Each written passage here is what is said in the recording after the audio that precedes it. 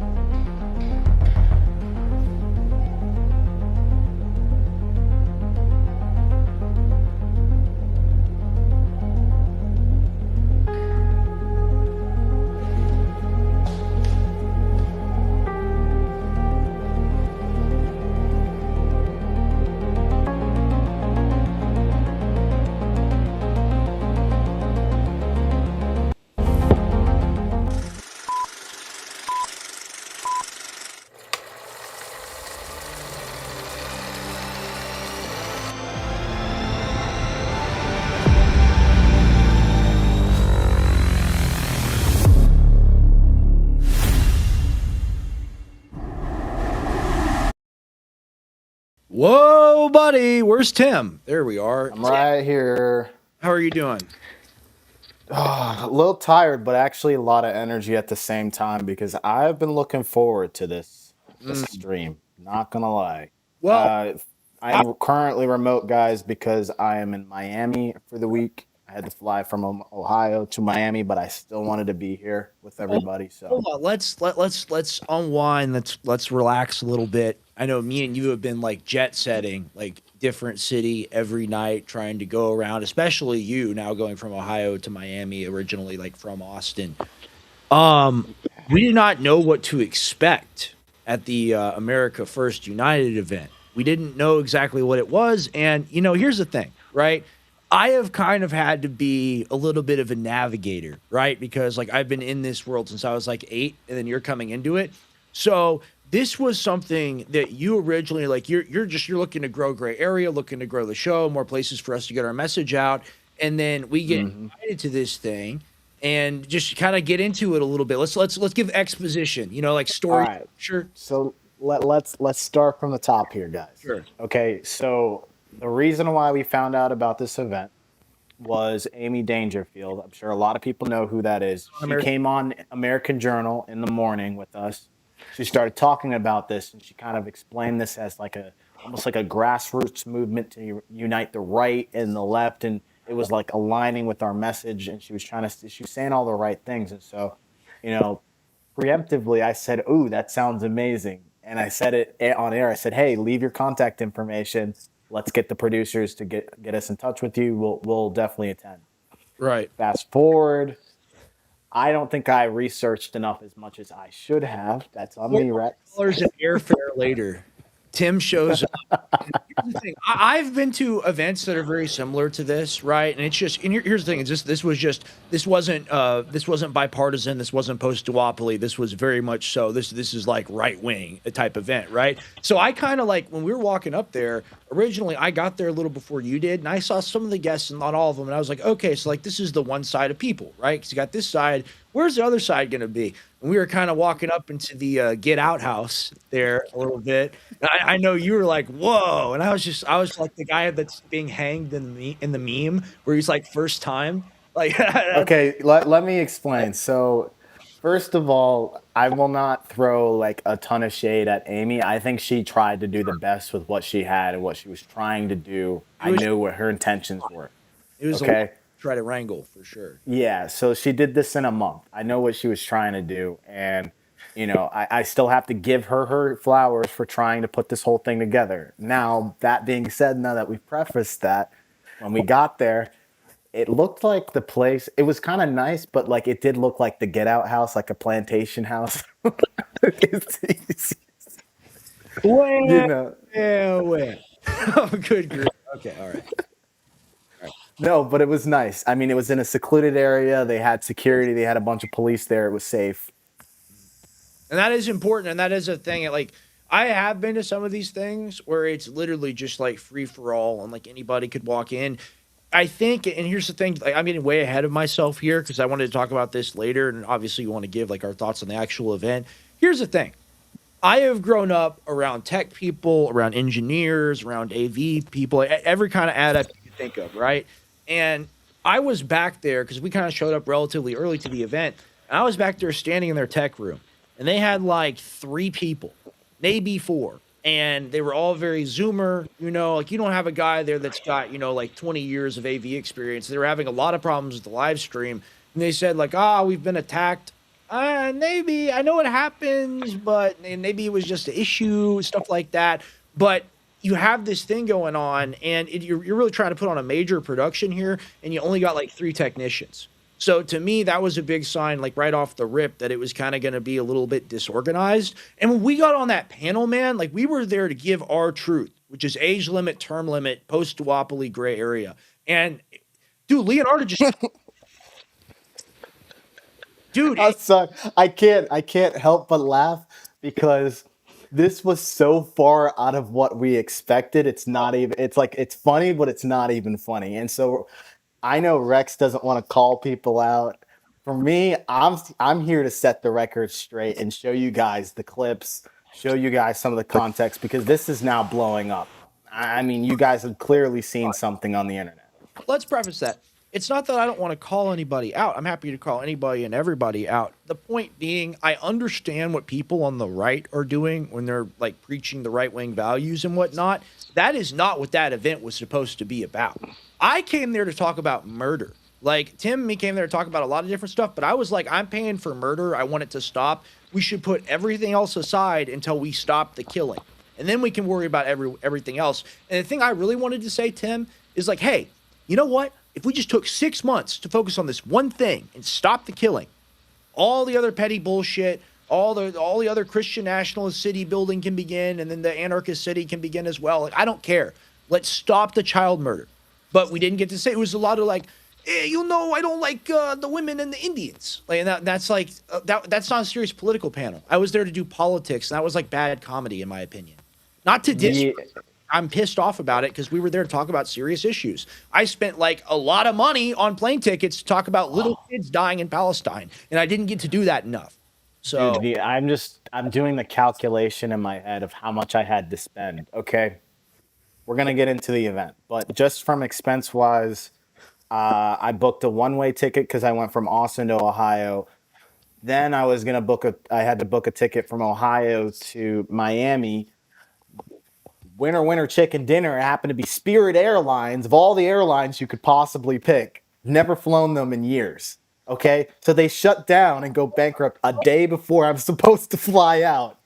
I'm sorry to interrupt. It's just so fun. I saw a video today of like it was like sad music over like Spirit Airlines employees just throwing bags out of the plane. Like just throwing luggage. So I don't know, but they didn't pay you your ticket back. I think they may have given a refund, but they didn't compensate me for the inconvenience. I had to pay for a $400 flight just last second to get here tomorrow. So you talk about that plus the hotel, another $300. You're in close to like probably what 700-800. I think you said $1,000, right? Yeah, maybe not $1,000, but definitely on the wrong side of 500 for sure. That's a good point there.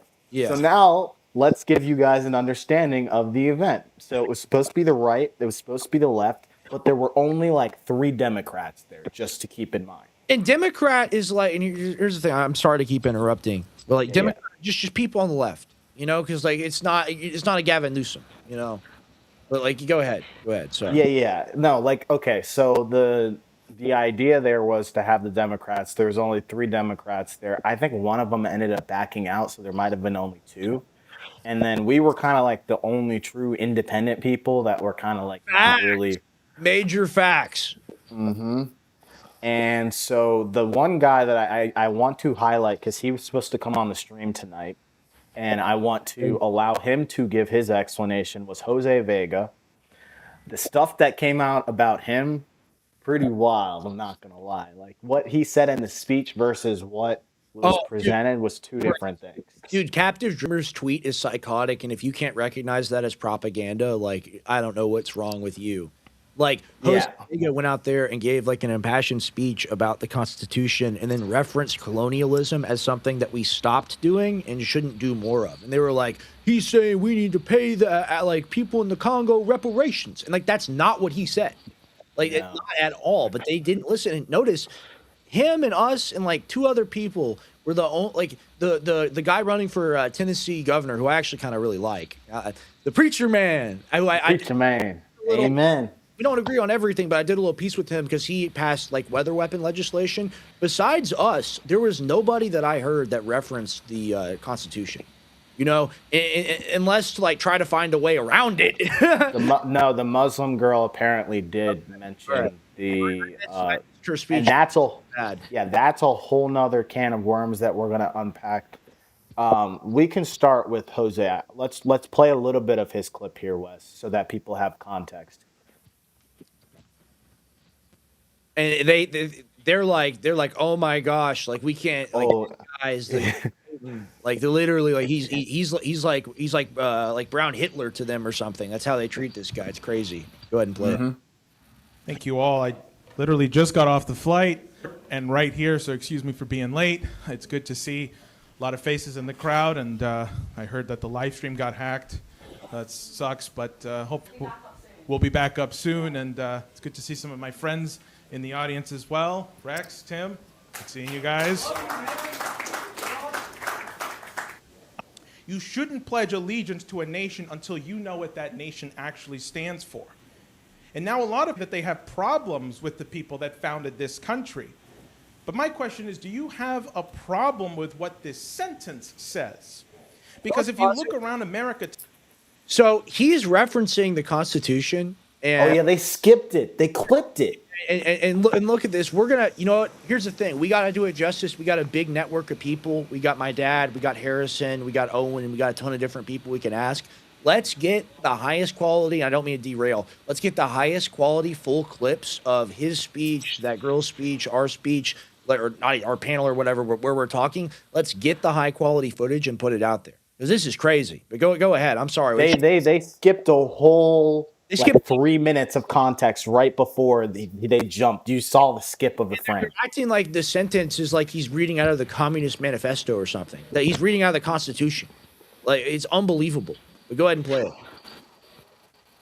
Today, and you look that say they have a problem with the people that founded this country, I actually think that they have a problem with what this sentence says.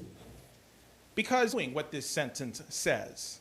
And if we aren't doing what this sentence says, then it must be because we have a problem with what this sentence says. Behavior of the Congress and allowing the appearance of the King of England in Congress, the head of the British Empire. They apparently don't agree with either. Between 1750 and 1820, over 10 million people died on the Indian subcontinent under British colonialism. And between 1700 and 1947, All right, can we pause it? British. All right. So the point that I took from this, what Jose is saying here, is he's referencing these imperial powers and he's saying that's who we invite over when we invite King Charles over. We invite that same system over. And he's clearly referencing that, right? And how that reflects on how America has become imperialist as well and is now doing these things. And you have to admit the truth about that. Like all these people, and it's literally, and here's the thing. I like some of these people, but if you live in Christian nationalist city, and like that is, my roommate came up with that, Jack came up with that, and it's just so true. Like, and that is your worldview, and you have your blinders on. You can never work with everyone because, hey, all of us just got to join up, and then it'll all be fine because we don't need any of them. That doesn't work. Like it doesn't work in a country with the demographic changes that have happened. So it's insane, and they hated seeing him up there reading the Constitution. It's crazy. Right. Here's what AF Post said, okay? AF Post said, at the America First United event, a Hispanic Democrat named Jose Vega spoke on how the West must atone for the past, including colonialism, the Belgian Congo, and the Holocaust. The event Crazy. was a united left-right event against Jewry. That's how they clipped it. That is, and it's like when you're sitting there Right. and you listen to the whole speech, you did not pick that up. And this is just me being impartial. You guys know I'm gonna call whoever out. Like if Jose gave a bad speech, I'm gonna call his ass out, right?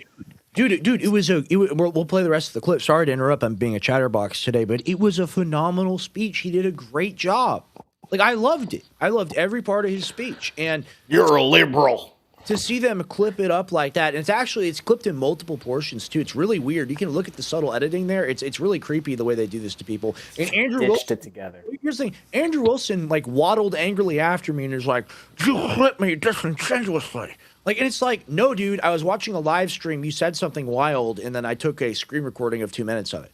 And like, it's even longer than that. I let you talk out more. I let you even prove the point that you apparently were lying about, but trying to make, according to you.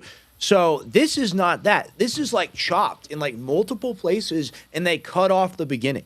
So you don't get any context for what you're seeing. You want to play the rest of it? We can play a little bit more, and then we'll move on because there's more that we need to cover here. Yeah, sure. I know you got a lot to say too. Sorry to yap. I'm excited. You're good. You're good, bro. Imperialism killed over 100 million people in the continent of India. Then there are the cousins like Leopold II of Belgium, first cousin of Queen Victoria and Prince Albert. Exactly 141 years ago today, May 2nd, 1885, King Leopold, King of Belgium, established what was called the Congo Free Estate. That Belgian regime was directly responsible for the death of at least 10 million. Millions more had their hands and feet cut off as punishment. The population was reduced by 50% between 1885 and 2008. That's 23 years. Have you ever heard of that? Does that qualify as a Holocaust? That's the family tradition of Charles. and you want to meet with the Epstein victims? You think Charles is different from his brother Andrew? So where were the No Kings protests when the king showed up? Pause it. And that's a powerful point. He's absolutely right. Right? You like that's it's pointing at the power structure. But like they what's wrong with that statement to you, Tim? There's nothing wrong with it. I think I could clearly see what he was trying to do. He was trying to say that, like, hey, this guy's on the Epstein files. We've invited him here, and he has a lineage of people who are just murderers and X, Y, and Z. Right? That's what my interpretation was. Was that am I hitting it close or no? No, absolutely. I want to play it out. Let's do him justice. Yeah, We're go gonna ahead. Let's play we'll it. talk about this in the future soon. Let me tell you a Bronx tale. That's where I'm from. In 1906, when Leopold was killing these 10 million people in the Congo, a Congolese man in a cage at the Bronx Zoo. That's where I come from. His name was Arabenga. They put him on display in a cage with an orangutan. One of the founders of the Bronx Zoo was named Madison Grant. He was a eugenicist. He was a member of the Board of Trustees of the New American Museum of... He wrote a book called The Passing of the Great Race, which Adolf Hitler referred to as his Bible. Grant was very involved in the anti-immigration movement 20s 100 years ago. Do you think that he, Madison Grant, or King Leopold of Belgium believed that all people were created equal? Do you think that AIPAC believes that? They would acknowledge the genocide that happened in Congo the same way they speak correctly about the killing of over 6 million Jews in Europe. The genocide in Gaza come from the same place. Do we believe that all men are... So he's talking about the selective morality, and that's also my argument as well about all of this. And that's the whole point of his speech. That's what he's trying to make clear. He's like, okay, so this one thing is so horrible that it can never be questioned, never be talked about, or like talked about with reverence, like referring to the Holocaust and the 6 million dying. But then all these other things where there's mass killings in India, in Africa. Hey, Jack. Yeah, who the fuck is ringing our doorbell right now? Who's bothering us right now? Sorry about that. Get the gun. Yeah, what were you saying? Yeah, you were talking about the fact of like the ideologically consistency of calling out both genocides instead of just labeling one versus the other, right? Hold on, what'd you say? I said you were just basically trying to call out, you're trying to explain the fact that he's trying to call out both genocides. And if you're going to recognize the one that happened, the Holocaust, as well as these other ones, then you have to recognize the thing is like if you have principles and you can't compromise on your principles, and then like the thing is like they're super upset about the Holocaust, but then you don't acknowledge when other people are genocided, right? And then you even maybe do a genocide or two yourself because you think because the horrible thing also happened to you that it's like, you know, like two wrongs don't make a right type of thing. That's the argument. Yeah. But what did you think, and what did you think of the woman that came after him? Man, wait. So which women are you talking about? The Muslim lady. Oh. Well, one thing I need to explain to you guys, even before I go into that, was one thing I was not expecting that there, including Rex, was the press was there.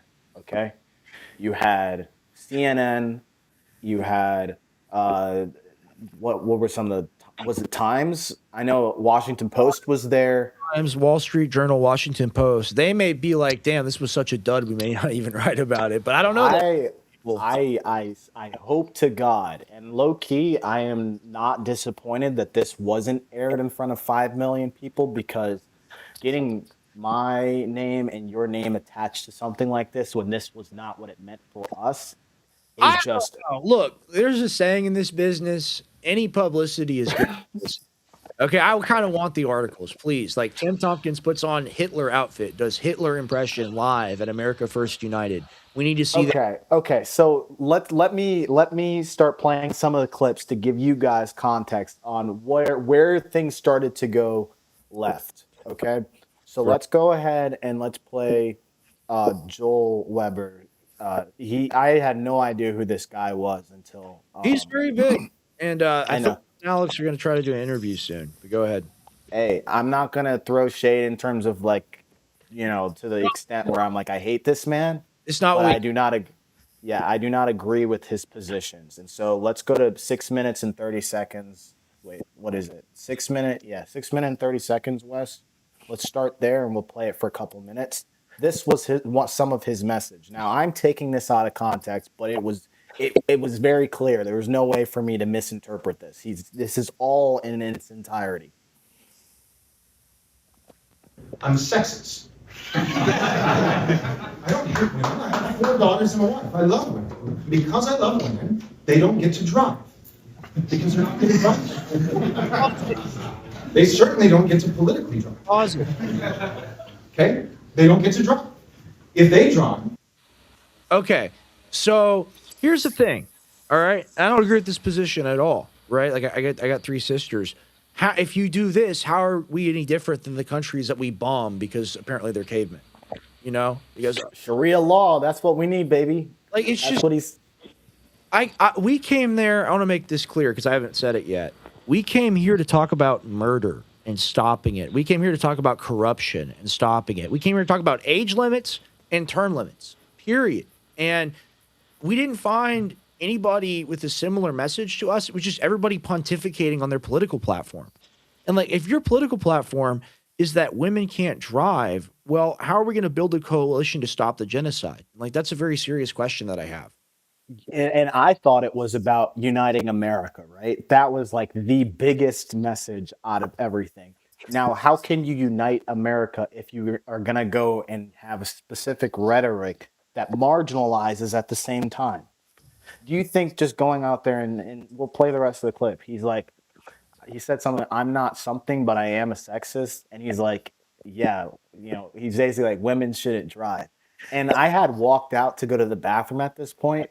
So I was like, and somebody came up and told me, I was, what? Nah, no way. And so I go back and watch the clip. I'm like, holy, what's going on? And this is where I felt like things started to go left. Actually, things started to go left in my mind when we had our panel, but we'll go into that after. Go ahead and play the rest of some of this clip. I love women. Because I love women, they don't get to drive. Because they're not going to drive. They certainly don't get to politically drive. Okay? They don't get to drive. If they drive, you get infinity third worlders, you get millions of dead babies, and you get Jewish supremacy. Because the guiding force for them is one priority. Pause it. Nice. How the? I am sorry. How do you take the idea of women driving and the decision making and say Jewish supremacy? Like they're like in their own buckets. You see what I'm saying here? It's like for me, it's like okay, whatever. Some people really wanted to highlight some of the political elites and Jewish people, but like tacking on another message and being like, no, women shouldn't drive and they shouldn't have the capability of having decision making because it's going to lead to Jewish supremacy makes zero fucking sense to me. Okay.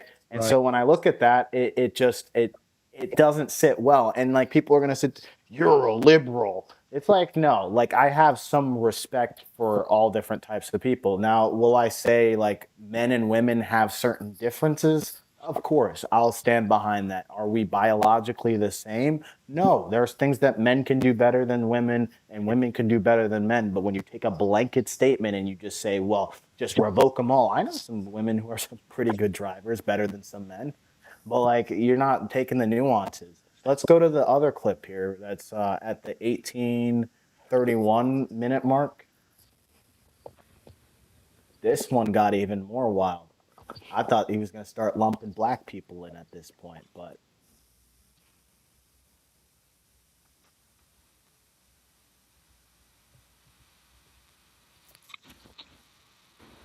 yeah, go ahead and skip to 18:31. And I get it. I know he's coming on your dad's show. This isn't me being like, oh, I hate this guy, by the way. I will clarify. I like the guy, but I don't agree with his political I would position. say I don't agree. Yeah, I don't agree with his positions. That doesn't mean that like, oh, now I hate you. I could never have a conversation with you. but like you kind of laid your cards out of like, okay, this is your stance, and we can disagree on that is the solution to getting America into a better place. I don't think this is the way, but go ahead and play this clip, Wes. Number two, second pillar, patriarchy. I'm going to go further than a lot of other people. Okay, so for me, I think that the 19th Amendment was a huge mistake.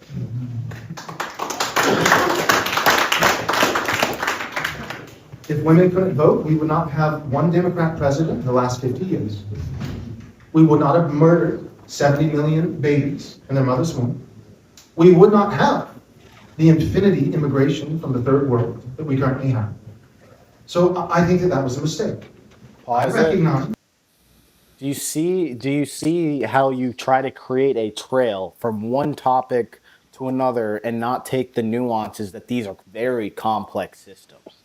Yeah, I mean, here's the thing. I agree with the abortion position. Like, I'm very, very, very pro-life, but to just throw everything in a blend and say like it's the women that did it, the women are responsible. Here's how you have to look at it, right? If you look at the numbers, if you look at how like if it was only men voting versus only women voting, like what he's saying about like the country being liberalized by the suffrage vote, like it is true. But does that mean that we live in like a Stone Age society where we go back to the time where they can't vote? No, the reason why, they support some of the suicidal empathy style policy is because they've been propagandized just like us. The male gender has been propagandized in various ways. So yeah, 100%. But it's like if you look at the voter base for Democrats or Republicans, there's large groups of women that vote in both camps. absolutely. Sure. I know a ton of conservative women, and they are loud and they are vocal and they are proud of their opinions, right? So, again, you're just lumping the entire group. And just think about it. Like, we've had from Bush to two Donald Trump administrations within the last 20 years. That's like what, 8 plus another 8, 16 years of a Republican in power. How does this position still stand in the light of that? It's a good question. Okay, let's play out a little more of it, and then we'll go on to the next thing. That's a great platform for me and 14 other people.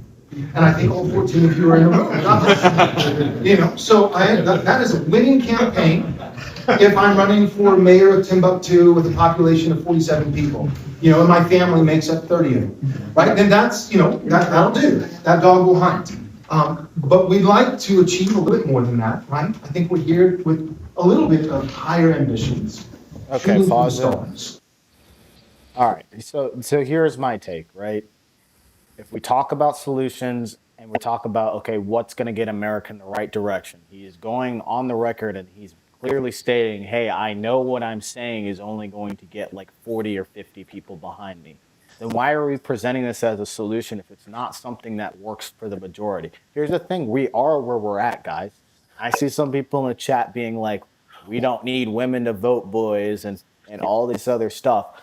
Okay, fine, whatever you want to believe, but that's not solving any problems. You're like choosing these extreme positions that would never happen. Let's take a moment here because people in the chat. I've looked at the chat all the show, and here's the thing. I love like all the regular viewers, new viewers showing up. Here's the thing: if you disagree with our political position, that's totally fine. That's called normalcy, right? Like us not agreeing on something is totally normal. It's a cult of personality thing where people become attached parasocially to some figurehead they watch on the TV, and then they adopt all their ideology, and then that becomes them. And then if you insult the ideology, that's insulting the God figure, the hero figure, the father figure, and then you're insulting them as well. Now, I understand plenty of people out there have come to the conclusion that they don't want women to vote based off of their academic studies. And, I can't argue with it if you're talking about a liberalization standpoint, but on a morality and rights standpoint, I think they have the right to vote. So that would be my response to both camps. I think it's a lot more. Hey, let's just stop. Let's just take the vote away for blacks too, man. Everybody. Throw them in there too, buddy. I don't need the vote. King, Look right? I'm illiterate. Didn't he advocate for monarchy? That's another thing. Oh, he did. I don't have that clip, but he did.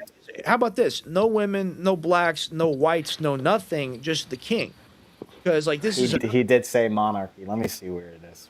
because like and that is like it's so insane to me because I'll just compare it to like the Andrew Wilson conversation that we had, where he talked about like revoking suffrage for everyone. I guess he really actually agrees with Joel, right? Like he really shares that position with him.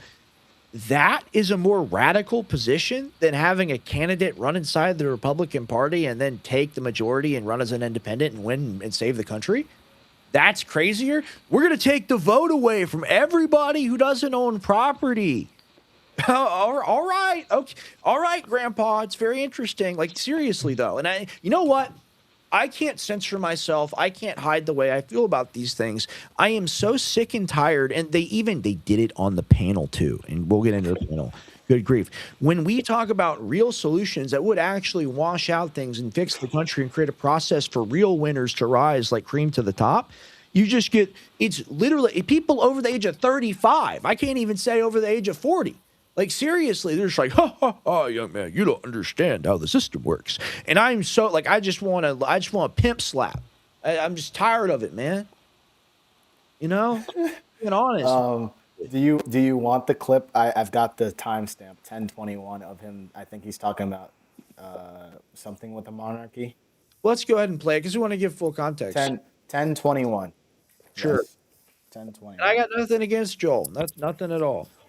Me either, but like when you're in the same room and you are a loudspeaker, you're a keynote speaker, you are a representative of the group in which. Right, and it was not an anti-war speech, and that's why I was there, was to be anti-war. But go ahead, let's play the rest of it. We have no king. There is no sovereign here. We kind of need a king. We need a great man. We need a great man who is willing to wield power for righteousness' sake. What we need is not liberty as a first order.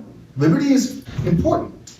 But our first order, our first priority cannot be liberty. It must be virtue. The founding fathers did not envision liberty so that we could spiral into infinity degeneracy. Pause it. All right, let me go off for a second here. All right, go ahead. Let's talk about the founding fathers. All right, Benjamin Franklin was in something called the Hellfire Club. All right, he dressed up as a priest, and they would dress up as nuns, and then they would screw each other. That's why he went all over Europe and France and did all these things. George Washington was like a 33rd degree Freemason, and Freemasonry is perennialism, and perennialism is Satanism. So here's the thing. We are a Christian nation in our ethics system because our rights come from God, and we have a Christian population. We have a population that believes in Christ. However, the First Amendment exists, and you can't point to the founding fathers and point to the Constitution and be like, oh my God, and at the same time say we need a king. You can't do it. No, and not even just that. Saying you know what the founding fathers are saying and putting king in the same phrase or sentence makes no sense, because the entire purpose of why we created checks and balances, why we have a judicial system, a legislative system, and an executive system is to get away from the monarchy. So having a king is not conducive to what the founding fathers want. It's everybody knows. I mean, right? look, look at what we have right now with unchecked power. Look at Trump. And everyone there is mad at Trump too. But then they just want another Trump? Absolute power corrupts absolute. It is something that is very clear, and it is played out through history. Which is why we have the power taken away. Right. So now let's loop this into our panel, because our panel was before this, right? This is where I felt like the wheels started to come off the train and we started getting into crazy territory. Well, so who was on the panel? It was Rex, myself, Jake Shield, and Leonardo. What's her last name? Jolie, and then I'm blanking on Homeboy's name. And there's this last guy. I forget what his name is. Homeboy's name. I am too. I can easily find it. But it was the five of us, right? I'll actually, I don't want to do him disservice. I got it right here. Okay, his name was Sam Parker. That was the fifth guy. That's what I thought.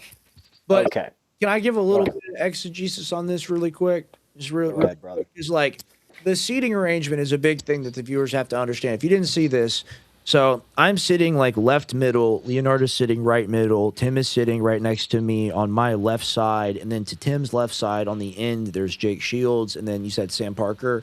He was Yeah, he's on the other side of Leonardo. yeah, and basically, like, I was there to talk about First Amendment, what happened to InfoWars with the shutdown, like being on the heels of that literally just happening, and then also the death, the murder, the genocide that was there, what we were there to confront, as well as the age limit, term limit, right? And Leonardo started doing her comedy set. Like that's what happened. She started doing her comedy set, and I got a good start. I have a few good clips out of it. But me and you were both trying to do our gray area thing, and we were trying to be respectful about it. We were trying to give everybody mic time, and the problem is when you give everybody mic time and you don't hostile take control. And I almost did it. Because she was making all those anti-woman jokes, demeaning women. I was about to tell her to like be quiet, and I would never do that. Like I love women. Women are better than me. I always say that as a disclaimer.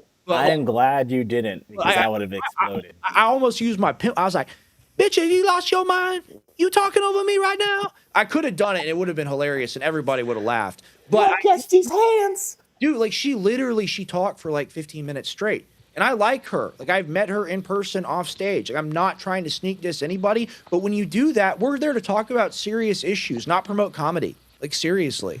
And you just going, it's the Jews. It's the Jews. It's like my dad saying, Jew, Jew, Jew, Jew, Jew, Jew, Jew. Now they'll make me doing it now, right? They'll do it. Jew, Jew, Jew, Jew, Jew, Jew, Jew, Jew, Jew, Jew, Jew. Like just doing that for 20 minutes, that doesn't affect the change that we need, which is total divestment from Israel. And if you make it a actual racist thing to say that, which it shouldn't be, it should just be a normal thing that we shouldn't be working with the state that commits genocide, you're giving them ammunition. That's what Netanyahu, that's what the Israelis, that's what they want. At the end of the day, the politicians, it's Well, it wasn't even just that. She was also, remember when the women with the hijab went on, she said some wild stuff to her about her being Muslim. Yeah, she made a joke, like, and she was trying to be light with it, but she was almost like, it out. yeah, there was just multiple like crude humor that was like, I couldn't tell if she was joking sometimes or whether she was really, because they were dark. It was like almost taking away from what the positions that we were trying to say. And here's the thing for me, guys. I'm going to come out on the record here and I'm going to speak clearly, and I want everybody to pay attention to what I'm about to say. I do not hate Jewish people, first of all. Okay? I'm surrounded by it I'm so surrounded by it at this point that I'm kind of getting sick of it. Like to where it's like it's only Israel, it's only the Jews, it's only this one group, and I'm like, look, guys, I'll do a whole deep dive on this and I will cover all of this. There are interest groups for every single country. Japan is like top 3 in terms of the amount of money, and not all lobbying is bad lobbying, but like the Saudis are putting money into their system, the Qataris. Yeah, go ahead. I'm sorry. We got another clip from the event. Can we play the clip from the event, please? This also happened at the event. No. That's gonna get us off of YouTube. Do not play that. Do not play that. I'm 100% sure they're gonna flag that on YouTube. Oh, all right. Well, it's the classic Alex Jones Jr. They already did that on Shorts. You know what? You're right. We must live under the boot of the censorship, but we want to have a big show, so we gotta cut that for YouTube. If this was X only, like sometimes we do that, we would leave it in. But go ahead. We'll play the rest of the clip. Okay. So no, I just want to finish my point here. Okay. I tried to make it clear. I said, let's just stop. Like, it's the extreme people in every single group that you need to go after, and the specific person. I said, as a black person, I do not agree with everything these YNs are doing out there, right? There's black people, Rex, and then there's niggas. Excuse my French. Okay? They're the ones that cause problems that everybody sits there and says, oh, black people this.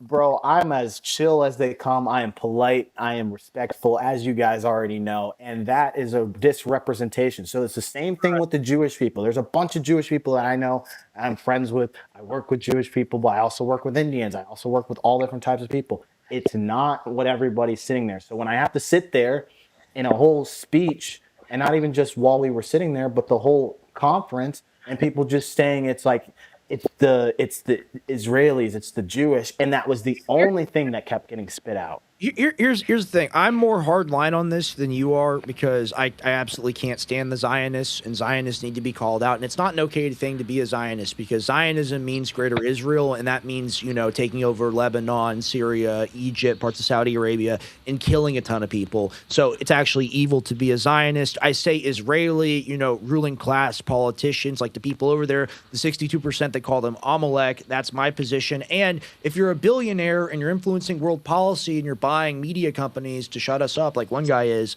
like that also does deserve to be called out. However, the majority of the people are not evil.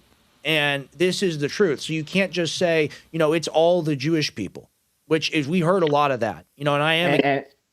And remember, I was making this analogy to you, and I said, look, every single message might start good at first, and they might have legitimacy to what they're trying to claim, but then there's these little viruses that come in and they spread and they taint the message to where, like, I understood when you said Zionism and that you were like literally trying to pick out like the bad parts that are like legitimately have case. But then what happened is the word Zionism became synonymous with just being Jewish, and not everybody's even practicing a religion, and it became this kind of like this whole thing. Reality is, and this is the thing that we really realize going into this, is that we're the realistic ones, right? Because we're trying to build a big tent coalition. I'm more right wing on a lot of these topics than Tim is, okay? But me and Tim agree that we got to save our country, and we got a very simple, easy platform to do that. Age limits, term limits, let them wash out. And to say that, to be anti-war, and to go to an event where it's literally, and here's the thing, it's Christian nationalist city.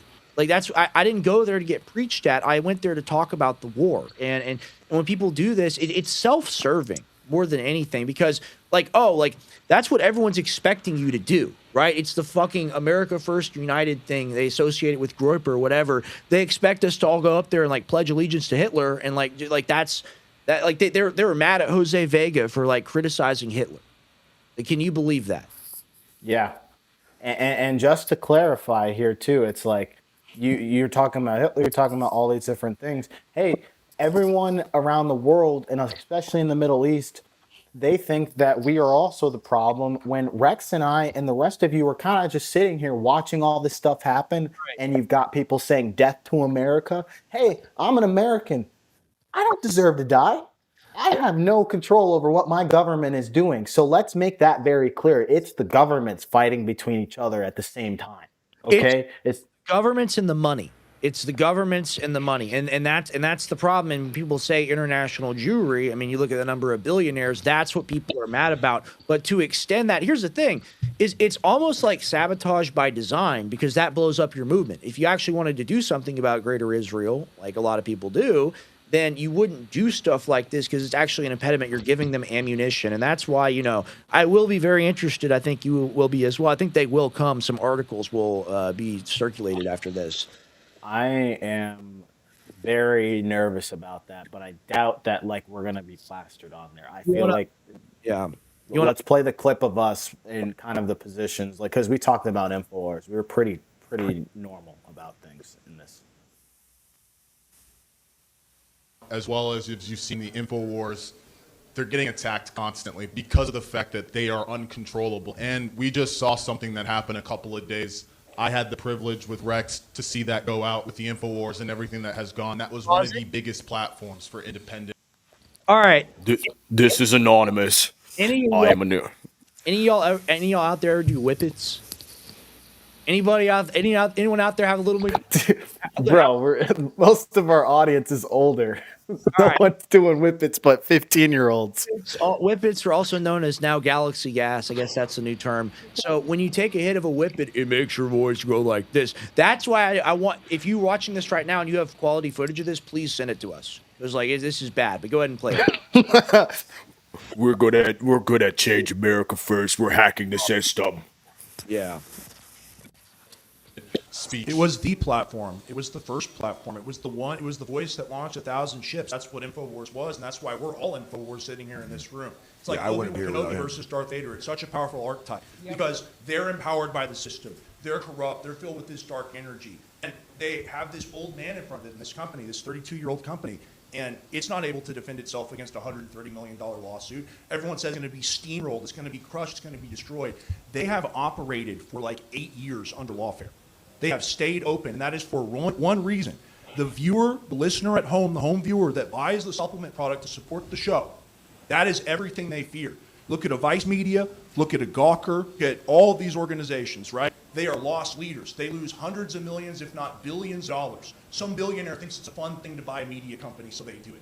That's what it is. And they hate us, they fear us, they're terrified of us because it shows you that the future is possible and that we can all do the same thing. As long as you got a valuable message, as long as you're honest, as long as you care, there are always going to be people that want to listen to that. There's nobody that wants to listen to propaganda. You have to make it every single channel. Yeah, that's what they do. The Fox, the CNN, all of those all entities are dead. The thing that Elon Musk did and that we're all seeing is that he created a platform that allowed people to have all different types of opinions. Yep. And now we're starting to see, as well as. Okay, so yeah, we got to get better clips. That was a good show we did, Tim. We did. We definitely were based. We did an excellent job. Yeah. So the thing about that is like, okay, so we had like more of just like these nuanced positions where we were just not trying to be offensive, but we were also critical of what needed to. No, I disagree. You're wrong, dude. We don't have more nuanced position. Our position is more simple. Yeah, you're right. They are the one with like the grand. It's like a children's book where it has like 48 ones in the series. You know, like we just had like a pamphlet, you know, basically to present, but it mattered, and the storybook thing doesn't matter. So sorry to interrupt. Yeah, go ahead and yap real quick. I gotta. No, you're good. You're good. Take it easy. Yeah. So the thing is like I went there and I spent the money to go there because in my mind I was like, okay, I have the opportunity right now. InfoWars is just closed down forever. I have to go talk about this. I have to go talk about what was done to my father. If you were just watching, if you're not just literally joining us right now, you saw me do that. You saw me call it out. And I am getting ready to do Alex Jones apologetics. I am studying. I am preparing. I am building out the treatise that I want to be able to give, which is essentially going to be basically a 5-pager to where once I have it down pat, it'll be unarguable or inarguable, I guess is the proper word. But I mean, I wanted to kind of prototype that at this event. And, you know, it's a panel. I should have asked to be a speaker. I definitely could have done it, by the way. And it's crazy. Like, I can't believe I was one of the bigger people there. And I'm a nobody. But I should have been a speaker, and I should have actually utilized the time because we were on that panel. And me and Tim said some good stuff. But people were signed up to give, like, 20-minute speeches. Right? Like literally 20-minute speeches. And instead of that, they gave like an hour-long dissertation on like their specific worldview. And we're not there to do that. We're there to stop. Okay. I gotta go. I gotta go to this dinner. It's an important meeting. Hitler. So I really had a lot to say. It's crazy, but we'll do a part 2 to this. We'll get Vega on Thursday. Let's get him on. We'll do this on Thursday. Can you please highlight this Muslim girl? Last thing I'll say, there's a lot of clips going out about this Muslim girl. She was really nice. I'm going to be honest. And they're painting her to be this villain. Jose said she's releasing a video tonight on something to explain her position or something like that. So we'll see. Right. Right. See you guys. Love ya. See ya. All right. Well, here's the thing. We'll just jump into it right here. And I'm going to scroll up and read one of these comments real quick. And then we'll get into that. And Wes, you have the clips, right, of the woman? You have the clips of her? I think you do for sure, right? It'll be in the document. So from Rex Racing, he says, Jews hate you. Judaism does not accept Jesus as the Messiah, divine, or a prophet. Is a violation of their strict monotheism, according to them. When you say Jews, you say people practicing Judaism. Yes, if you practice Judaism, then you probably do dislike Jesus Christ at the bare minimum, if not hate him, right? Because if you're Talmudic, especially, we know what that book says. However, when you say Jew, and it's a secular person, it's just a person that exists and has Jewish blood or some vague Jewish identity, that's not the same as being a Talmudic Satanist. And I think that's a very important distinction. And here's my thing. I am not a fan of international Jewry. I do not want dual citizens or Jewish donors in my government or contributing to my electoral processes. But when you go there and you're trying to build some sort of independent wing within a party, you're not going to get there by trying to convert more of Trump's base. And everything there that was said is all the stuff that people are happy about Trump doing right now. It was like they were listing off the reasons why Andrew Wilson like still supports Trump, basically. Like, but they were saying, oh, like we need someone that goes even farther. Actually, no, we've gone too far. And this is the thing that people won't accept. It's a gambling mindset. And it really is. And they think that it's like the patient, wise, sage mindset where they're like, ho, ho, ho, young man, you haven't been here as long as me, and you haven't seen the things I've seen. You don't know about politics. You don't know about the law. And all the while, they're sitting in a slot machine, literally just doing this. And they're like, I've been sitting at the slots a lot longer than you have, young man, so listen to me. How about we stop playing the slot machine? Have we ever considered that? Have we ever tried to stop the funding? Have we ever tried to save the country? Absolutely not. And when someone's actively raping the country, like, well, you know, at least he's not raping us as hard as the last guy.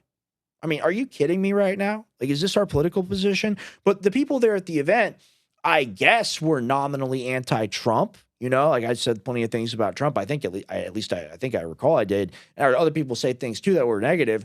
But it has to be focused on like what's been done. You can't try to replicate Trump's success within the Republican Party without calling out the ideology that led to it in the first place.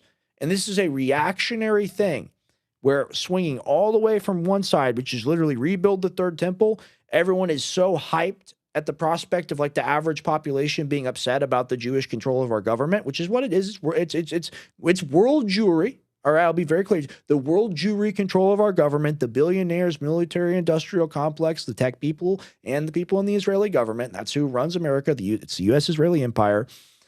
When you say stuff like that, you have to be very clear about what you're doing. And like I just was right there, right? Like you have to explain to the people. Because I don't actually want to kill a bunch of people, okay? And it seems like some people kind of do. Not a fan of that. Oh, we got a super chat. I guess it's a super sticker. Pair character. I guess my mouse died as well. That's cool. Pair character riding a firework rocket disappearing away before bursting in the sky. Well, let's go ahead and play this Muslim lady. Let's go ahead and listen to her speak. Forgive me. What's her name?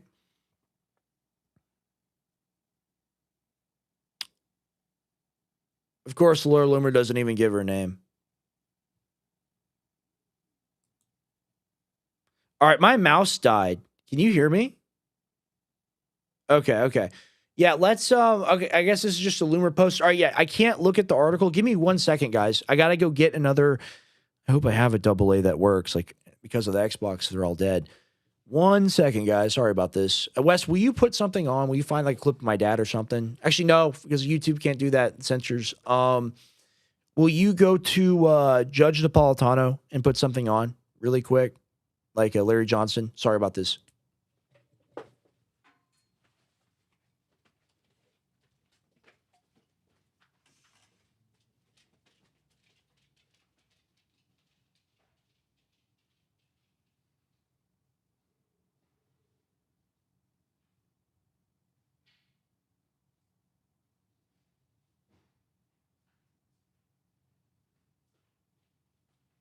Is not winnable, and Trump erupted and put out one of his truth socials saying this is not true, don't believe the Washington Post.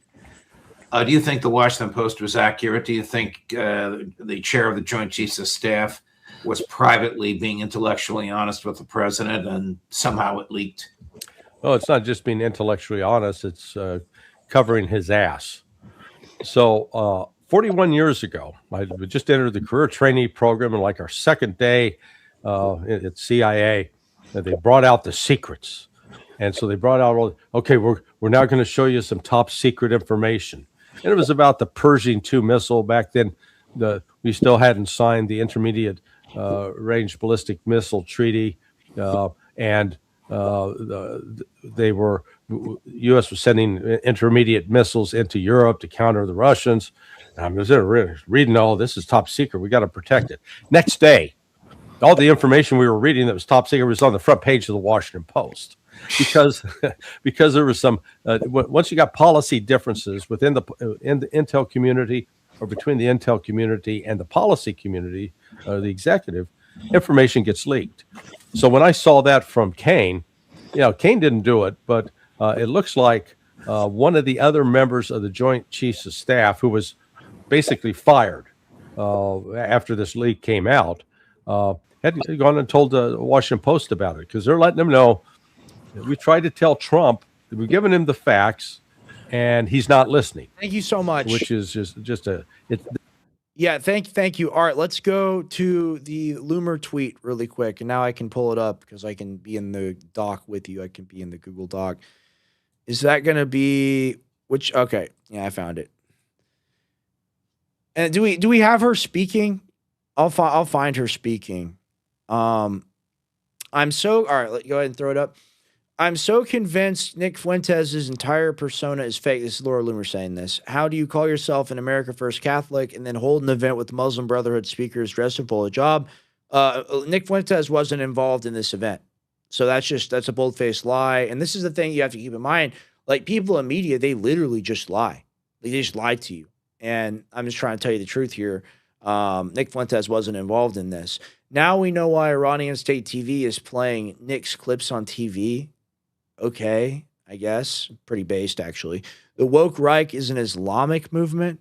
No, it's a human movement. And the problem is you deny people's humanity. And like that's why I took umbrage with everything there. Tim, much more moderate, much more concerned. I have to say things and call things out as I see them, of course, as he does as well. Not wanting to kill people. Oh, this is such a key point. Just cut back to me for a second. Cut back to me. So I interviewed, I think his name was Monty Fritz, and he's a nice gentleman, very awesome gentleman. I enjoyed talking to him. He's in, I think it's like 12th district or something, somewhere in Tennessee. He's a state senator, and he's running for governor, right? And I did like a 20-minute with him after. He was like the first guy in Tennessee ever to pass like weather weapon, like geoengineering bans or something like that.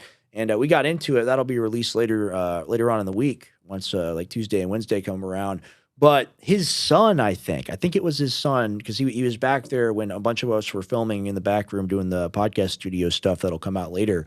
But when we were filming in there, or not when we were filming there, and when we were on the panel, as we were wrapping up the panel, 3 people asked questions. And one of them was a Palestinian American Christian. And that was that was awesome to see, actually. Not just pretty cool. That was awesome to see. There was one guy who came up, and he was just very emotional about the country and the future of the country because he has a lot of kids, and I totally understand that. I totally get that thing. That's totally valid. But he came up, and I forget the exact quote he used from the Bible. And this is why it's very important to realize the Bible is a liturgical document, and you need to have an actual like Catholic Orthodox church, in my opinion, to interpret it, because otherwise it's literally people make up their own theology. And he came up, and he's like, and God tells us not to be a part, make a covenant with darkness. And I don't know what translation that comes from or whatever. If it is the King James, I'm not well read enough in the scriptures to be able to know where that comes from. But no covenant with darkness, implying that, working with the Muslims nominally, just meaning not killing them for a change. Wouldn't that be a change of pace? Wouldn't that be interesting? Is making a covenant with darkness. And he prefaces it with, and, I'm not a fan of the Jews either, or whatever he said. And I think he's like, okay, well, that's cool. So you just like, everybody who isn't in Christian nationalist city, we have a right to just disregard and kill them, like, because that's what you support with that policy. Like you base it on scripture, you claim to base it on scripture, but really that's a subjective interpretation.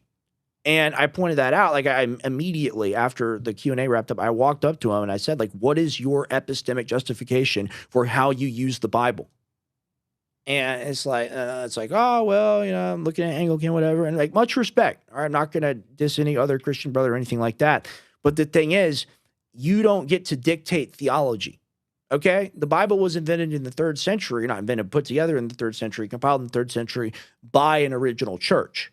And I don't care what started happening in like a strip mall in 1977. In America, I don't think it's relevant because what we got. I got a bunch of crazy clips actually. Let's go to these while I'm on the subject of this. You know what this leads to? I want you, Wes. I want you to go to the Paula White clip. See if you can pull the Paula White clip up, because this is what I'm talking about, and this is what I did not come on to sign on to. Go ahead and play this. People are like, "How are you?" You know what we say in the White House? You run into people. And I'm telling you, it's the greatest pressure you could ever imagine. There are decisions that are being made that I literally tremble in fear when I have to go brief president or do something with Secretary Rubio or chief of staff, Pause because it. I recognize. This is a woman that wears a red devil suit and hits people with kamehamehas. Okay? Like literally hits people and like waves her arm out and like 10, like she'll be the only person wearing like all red. They all wear weird colors, all these weird rituals. It's this like charismatic thing. It's this Pentecostal thing where they like speak in tongues. They do the babbling. I'm sorry. That's demonic. We have a scriptural interpretation of what speaking in tongues means. That comes from the Bible. It means speak in other languages because they had to go out and preach the Bible to the nations, right? Or preach Jesus' message to the nations, preach Christianity to the nations. So let's continue to roll this clip. It's truly insane. What will be done, what will be said in meetings will not just impact 5, 10 people. And pause it again. What is she doing in a meeting with the Secretary of State? What is going on here? Are you like from a safety standpoint? You know what? I brought this up when I was on the call with Andrew Wilson. And, I hate to keep going back to this. I'm not trying to clip farm or anything, but at the same time, here's the thing. From an Orthodox perspective, because I love Jay Dyer, absolutely love him, and I love Andrew Wilson's apologetics too. I think he does orthodoxy a great benefit. But I lost my train of thought as I'm trying to pontificate, and this is why I'm not a professional yet, but we're getting there. Wes, what was I talking about? All right, you're muted. You're muted. Oh, okay. Yeah, so you have all these debates where you're representing like Orthodox theology, Orthodox epistemology, like Cappadocian metaphysics, like all of these things. You have like the most intense, correct, and I subscribe to it as well. I'm a wicked sinner, but I subscribe to it as well. I'm as a catechumen, and I want to get to the point where you guys are at, and it's really inspiring to see. But at the same time, like speaking to Andrew specifically, not Jay. When you go out there and you argue for these things and you kind of like, what was the point I was trying to make? And this will totally be clipped now. Shout out to the internet. Shout out to you. But when you go out there and you're like, oh, this is what I was going to say. All right. Paulo White, Andrew Wilson, Paulo White, Andrew Wilson. When you go out there, when you call on my stream and say you slammed on me, you dunked on me, whatever, you absolutely did not, by the way. It was super weird, the apology you asked for. Very creepy uncle energy from that. I will be honest. But here's the thing. When you go out there, when I ask you the question, I say, hey, like as an Orthodox Christian, how do you square it with Paula White as like the minister of faith or whatever the damned position is in the government? She literally has a title like that. How do you square that with your support of Trump? Is that not worth turning against him over? Because like that seems like a pretty grave violation to me. And that's just from my limited understanding. And it's like, oh, well, just write it off. Next topic, next, as you said, blah, blah, blah, blah. Didn't want to talk about that. Didn't want to talk about it at all because he's got no epistemic justification for his worldview of supporting a president that has her as the minister of faith. Because literally, she is a full-blown heretic. And according to the church councils, that would not be tolerated in Byzantium, right? But it's totally fine in our government. And that's somehow an Orthodox Christian position. I don't subscribe to that. And even as a wicked sinner, a total failure as I am, I'm just telling you the truth right now, like 100%. Like, even as I am, like, I don't want to go out there and talk this way about things and invoke God's name and do it in that sort of way. I think it is really wrong. So that's my opinion. And I'm just a guy. Let's play the rest of it. Nations, millions of people, how their outcome will be, how the life will turn. Here, you know what we say? They go, how are you? Never heard anybody say, oh, it's rough. Because they didn't make it in that building if they talk like that. And they're not all saved. We go, living the dream. Pause it. So notice how it's not preaching. Notice how it's like a soap opera for people, because the job of the fake pastor is to be a megachurch pastor is to be in this parasocial relationship with the parishioner and then to pick their wallet and to do the tithes. And this is a woman, literally, this is a woman that runs ads to break old people's brains and make them her pay pigs by saying, give me $1,000 a month to plant a seed and get God to give you something. Okay.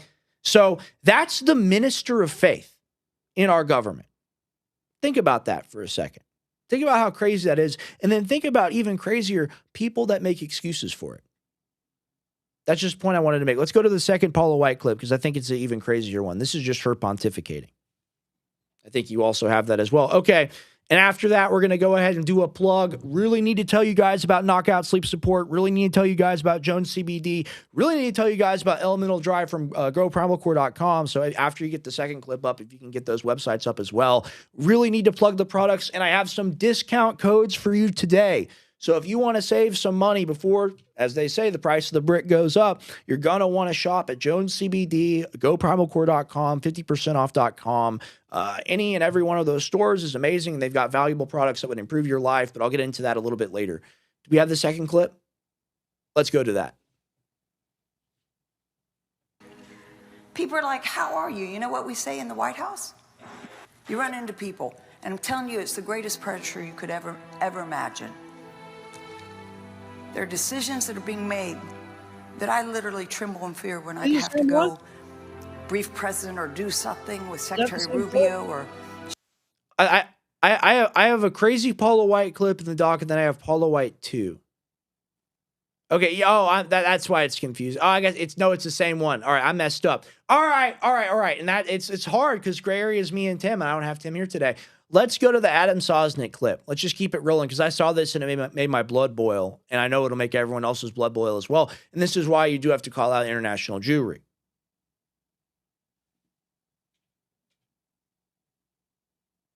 We got it? Epic. How did U.S. enter this war in Iran? And this is Anthony Blinken, obviously former Secretary of State. Let's see it. Basically saying, was it Bibi? Was it Trump? Whose decision was it? It's 1,000% President Trump's decision. But you cannot sit here and pretend that Bibi Netanyahu doesn't have major influence. Jared Kushner has known him since he was a child. His father in New Jersey, he used to go visit him, Bibi, in Jersey. He's over there negotiating. That's a conflict of interest, number one. Sure. Number two, we can't pretend, Adam, everything was Iran, and then Israel went on full-on seizing land and attacking in Lebanon, and mind you, Adam, in heavily populated civilian and Christian parts of Lebanon. And they're literally seizing land. And it's looking now, because Adam, who's to stop them from just going, well, there's terrorists here, bomb them? Who's checking to see how many civilians are dying in Lebanon? Because if you all you have to say is this, there's terrorists there. You could literally keep bombing, keep expanding until you've taken over as much land as you want. Obviously, I want Hezbollah taken out. Obviously, I want Hamas done. Obviously, I want ISIS done, which Trump basically did. But if you've been seeing, like I've been seeing, literally in the downtown area, you want to talk about Miami? I'm out in Miami, a whole apartment complex with civilians coming all the way down, and they're bombing it. So that's what I'm saying is, Adam, there's a huge Christian population there, which I'm not comfortable with them going on full offensive when you're supposed to be focusing on Iran. I get it. They could chew, what's the saying that you said before? Walk and chew gum. But it's like, bro. What is this? What is this clip, Rob? Yeah, this was the strikes last week in Lebanon. Yeah, that's okay. You want to kill one terrorist, so you do that? Let's just say. Oh, okay. All right. This is why we have the clip. All right. Go 5 seconds back, go 5 seconds back from where we're at now and play it in slow motion. Watch PBD literally start sweating, like when the war crime footage starts getting brought up. This is crazy. You see it, Wes? You see it? He sees it. All right, we're gonna show him now. We gotta show the people. This is very Red Bar. Red Bar taught me this technique. Look at this. Look at the fool. He's like, oh shit. Oh, we're not supposed to talk about that. That's a war crime. I know we got it on tape. Oh, no. Is Netanyahu going to cut funding? I have all those contracts now over there. I'm going to go be a part of the new Iranian takeover. I don't know. I don't know if we can show this. Ooh, he's seething. He's mad. He's upset. Like, literally, bro. But you can go ahead and pause it, and then we'll speed it back up to normal and talk about it. But you can literally see PBD cope and seethe because Vinny is making like a very rational point. I am having to come to terms with this, and I do always say U.S.-Israeli empire, and this is why Tim's critique of the Jewish question is actually interesting and somewhat valid to me in my mind, is like it is us choosing to do these things, right? Like Trump is the president. And who was I watching? I don't want to ascribe this to somebody that didn't say it. It was one of the old heads on Judge Napolitano, and he was like, "Look, if the president's life was ever directly threatened by Netanyahu, like we have people that's job it is to like take care of something like that, right?" And I think it is much more vague and much more dark, and everyone's much more complicit. I think it's much more like that when we deal with these issues. But somebody like PBD, like as a Iranian expat, like he's a big fan of Reza Pahlavi, the fake Shah guy they're trying to set up, and all of that. The fake king in quotations, Reza Pahlavi, and he has a very clear message on his platform, which is we don't criticize the dirty, nasty things going on in the Middle East because it's bad for business. And I think, in my opinion, subjectively, that business is trying to go over there and be a part of the quote unquote capitalist revolution, you know? So he doesn't like criticism of this, and he doesn't like criticism of the empire because, you know, it might affect him. Let's play the rest of the clip.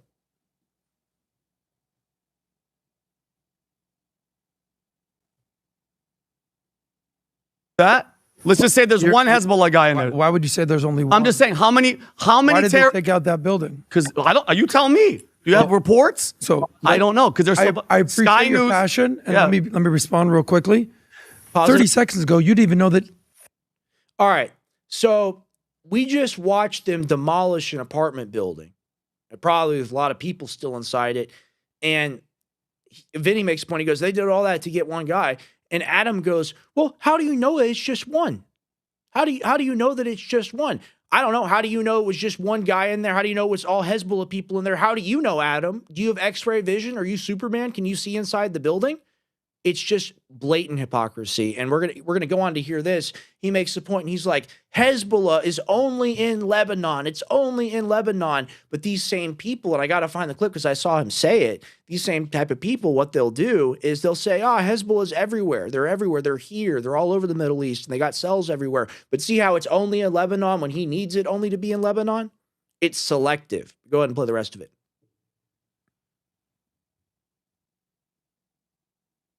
You tell me. Do you have reports? So I don't know because there's. I appreciate Sky your News, passion, and yeah. let me respond real quickly. 30 seconds ago, you didn't even know that Hezbollah was based in Lebanon. I didn't say based. I said they were. I didn't say that. I said they're everywhere. No, they're not. They're in Lebanon. Period. Full stop. You just said obviously we want to take out Hezbollah. Yeah. So kill how many civilians for one terrorist? How do you assume that they do that? What do you mean? I don't, Adam. How do you? Because I take saw out what they did in Hezbollah? Gaza, and dude, Gaza is flat. It's flat. So they killed almost 30. Vinny, you got to pick a side here, bro. No. Please don't play that game with me. Do not. Hold on. Do not. You either want to play take out terrorists time out, or you don't. Time out. Do not play the pick a side, Adam. Okay. When it comes to 25,000 or 20,000 children dead. Don't Children- play what do you that mean game with me. children dead? Because if terrorists were in this location, Israel Vinny, should have done. Let me slow down, finish. slow down. No. I'm listening. What do you mean 'cause I don't wanna play this children game. dead? Adam, if you show Gaza right now, and I don't even want him to show it, look at what Gaza looks like. Was there Hamas everywhere?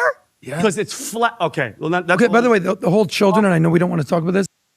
So we've watched the footage literally for years upon years upon years. I mean, dating back to like 2001, Netanyahu's talking about being able to kill the Palestinians and do whatever he wants. They've been genociding them forever. And he just says, well, it's all of them. That's all of Gaza. That's all of Palestine. They're all Hamas. That's the message, and that's what gives them, in their mind, the right to kill every man, woman, and child because they're Amalek. And that is not a rational position. So when Adam tells Vinny to pick a side, he's not saying pick America or the terrorists. What he's saying is pick the genocide over the freedom, over the liberty, over the American values, because that's what you do when you support these war crimes, okay? And here's the thing.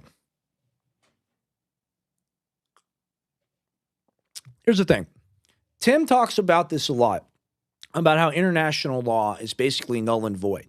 And a lot of people will say that. People said that at the event, for example. And they say that, Tim doesn't say it like this, but a lot of people say it like that's a good thing. Like, hey, you know, it's over and it's a sandbox and we can just do whatever we want. There's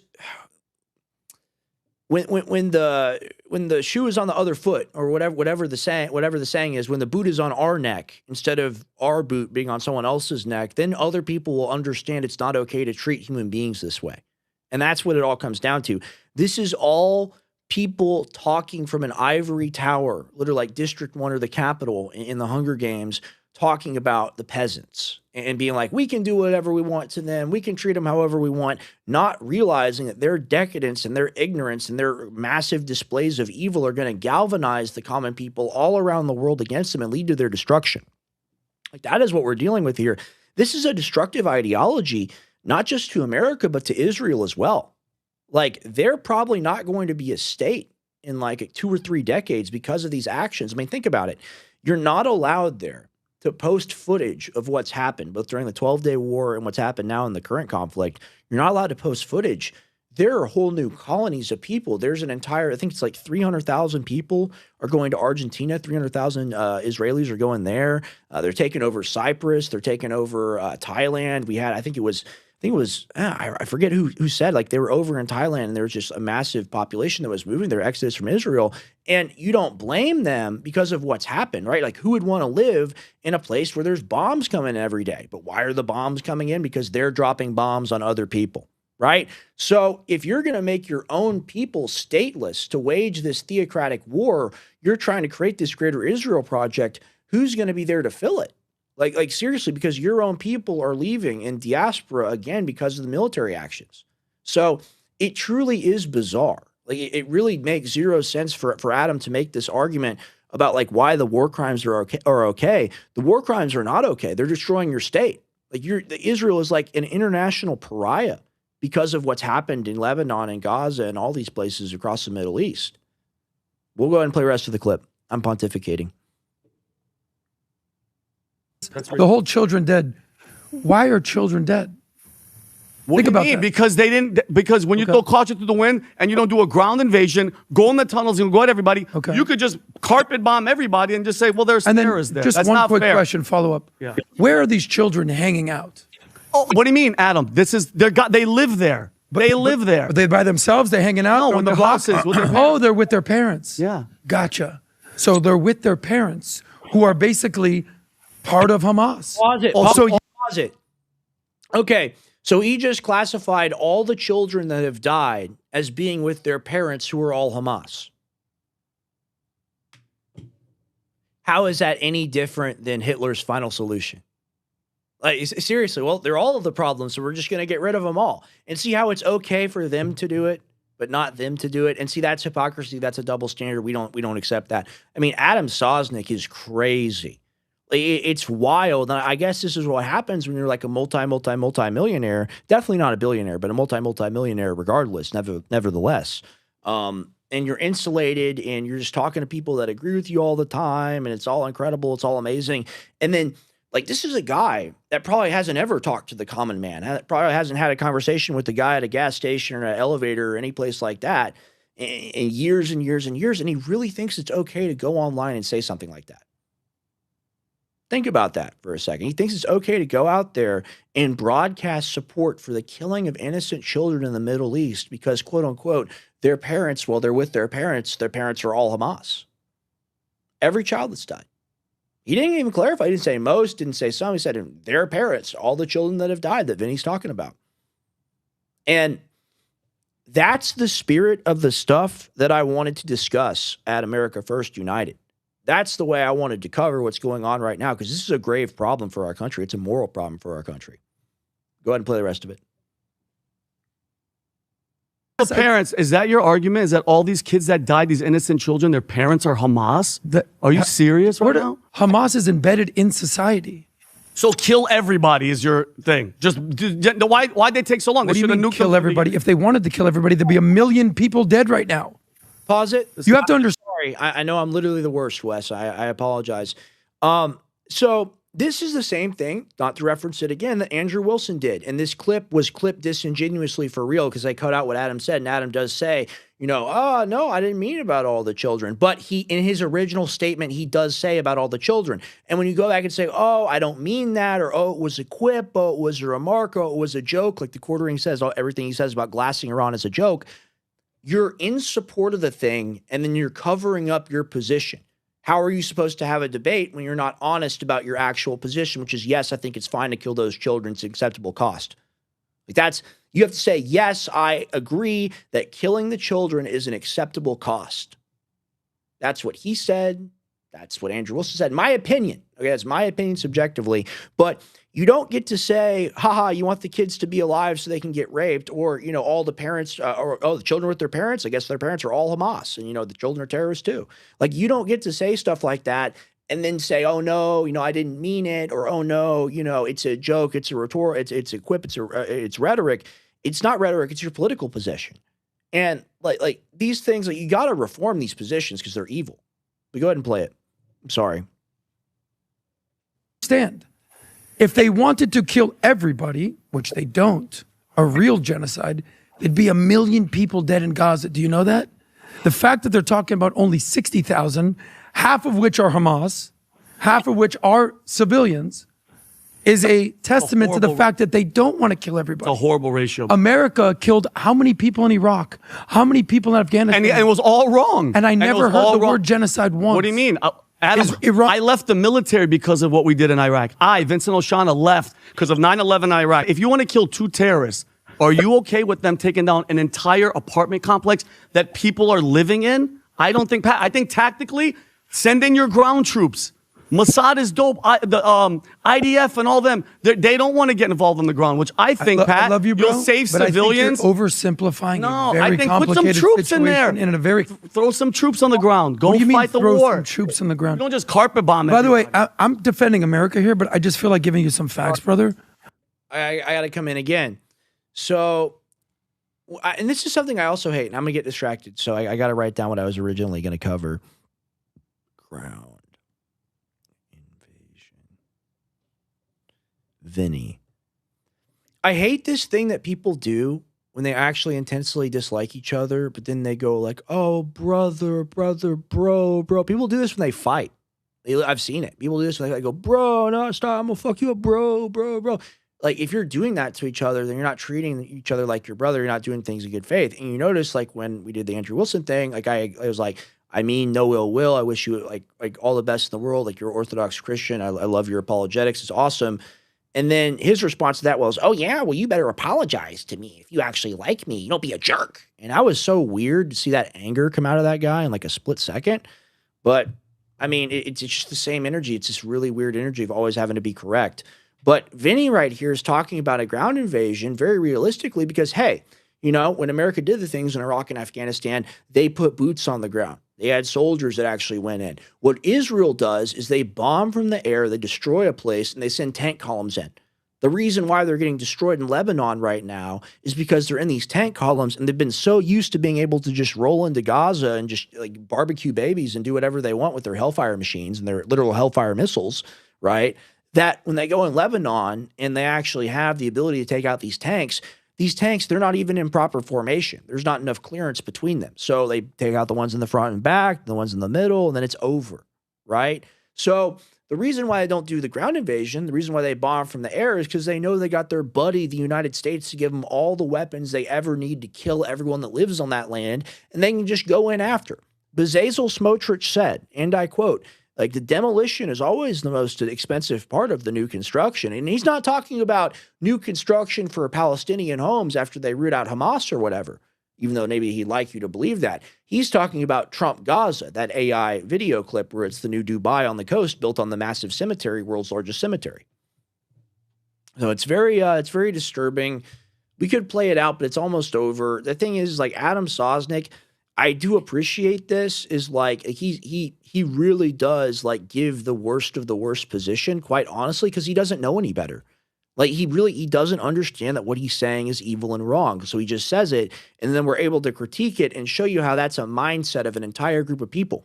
And that group of people ain't just Jewish, it's majority Christian, evangelical Christians. They subscribe to that same exact logic because, all the terrorists want to kill God's chosen people in the Holy Land. Well, who invented the terrorists? Who paid ISIS? Who paid Al-Qaeda? I was talking about that when I was like 9 years old. Okay, it's the U.S.-Israeli empire. That's just a damn fact, okay? Problem, reaction, solution. This is how geopolitics are done, right? Why we blow up Nord Stream. We blew up Nord Stream to hurt the Russian economy and to make it so the Europeans had to buy our oil at 3 times the price. Problem, reaction, solution. Oh, terrorists did it. That's what they said about the pipeline. That's what they said about Syria. That's what they said about Libya. That's what they said about Gaza. That's what they said about Iran. That's what they said about Iraq. It's all a lie. Literally, it's all fabricated, all paid for, manufactured by us. And the argument of these people, like a Quartering, like a Andrew Wilson, like any other of the neocons assigned and assembled, right? They say, well, if America doesn't do it, another nation will. And you really want to hand the keys over to China and Russia? And oh, China's so evil. China's so bad. China doesn't even control their own sea. China has been trying to expand over land. And that's the main reason we're in this conflict right now, fighting them. We're also in another massive conflict. We're in a conflict with Russia and Ukraine that's still raging on. And guess what? Russia should have been our ally. Russia should have been our friend. They're literally our greatest natural ally. They have all the resources, all the LNG, literally everything we could ever want or need, we could get from there and a few other partners. But we absolutely can never have that because, hey, we got to be at war, bro. We got to fight, bro. It's evil. Soviet Union. We don't like the Ruskies. We don't like the Ivans. And then people on our side, and I would think people like the Quartering, like Andrew Wilson, would say, hey, that's messed up. That's wrong. We actually can stop funding this, stop doing it, and bring American tax dollars and American weapons home, right? I think that we would all agree on that position. I don't want to speak for him. So how at the same time can you want to end a conflict like that, but then justify a conflict like this in Iran, and not just the Iranian conflict, the entire funding of our state-sponsored terrorism in the region? You can't do it. It's not ideologically consistent. You have to be against all of these wars. We do not support war.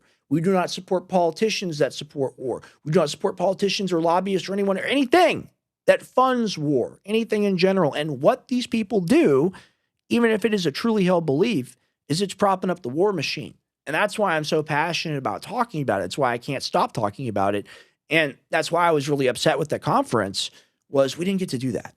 Like, it was a bunch of people preaching their own political system, their own political worldview, and saying that, this is going to be the thing that we have to adopt to save us. Hey, we've got the Constitution. We've got the Bill of Rights. We've got liberty. We've got what Washington said, what Thomas Paine said, what James Madison said. We have the truth in writing.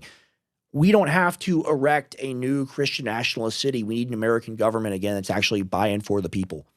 And interesting ideas abound. They're all around. I do agree with Joel Webber's point that we do need Christ in government. Now, that being said, I believe in separation of church and state. And what I would hope that would mean is America being a Christian nation, the people would wake up as Christians and vote for candidates that are truly the most Christian. And what the most Christian thing to do is to stop the genocide, stop the murder, and arrest and convict and hang the pedophiles. So until we see that, until we see that talked about, I guess is what I'm trying to say. Like, I'm not going to be happy. I'm not going to be satisfied. And I was very, very disappointed. Like, it's not about you. It's not about me. It's not about any of us. It's about stopping the dead kids, because if they can kill their kids, they can kill our kids too. And it's just so simple. $10 trillion spent on war since the Gulf conflict, since 1991. Think about that number, and it's true. You can look it up. And I may be fudging like 500 billion there. It's like 9.5 trillion and change. Whatever. Let's round up. And I say this a lot on the show. Imagine if we spent that money at home. Just imagine. Imagine we spent half of it. Imagine we spent a quarter of it at home. We would live in the future. Everything would be amazing. Everything would be great. People would be fed. People would be taken care of. We wouldn't have homeless people. You can say, we're just going to create a welfare state and everybody going to get everything for free. And I don't believe in that.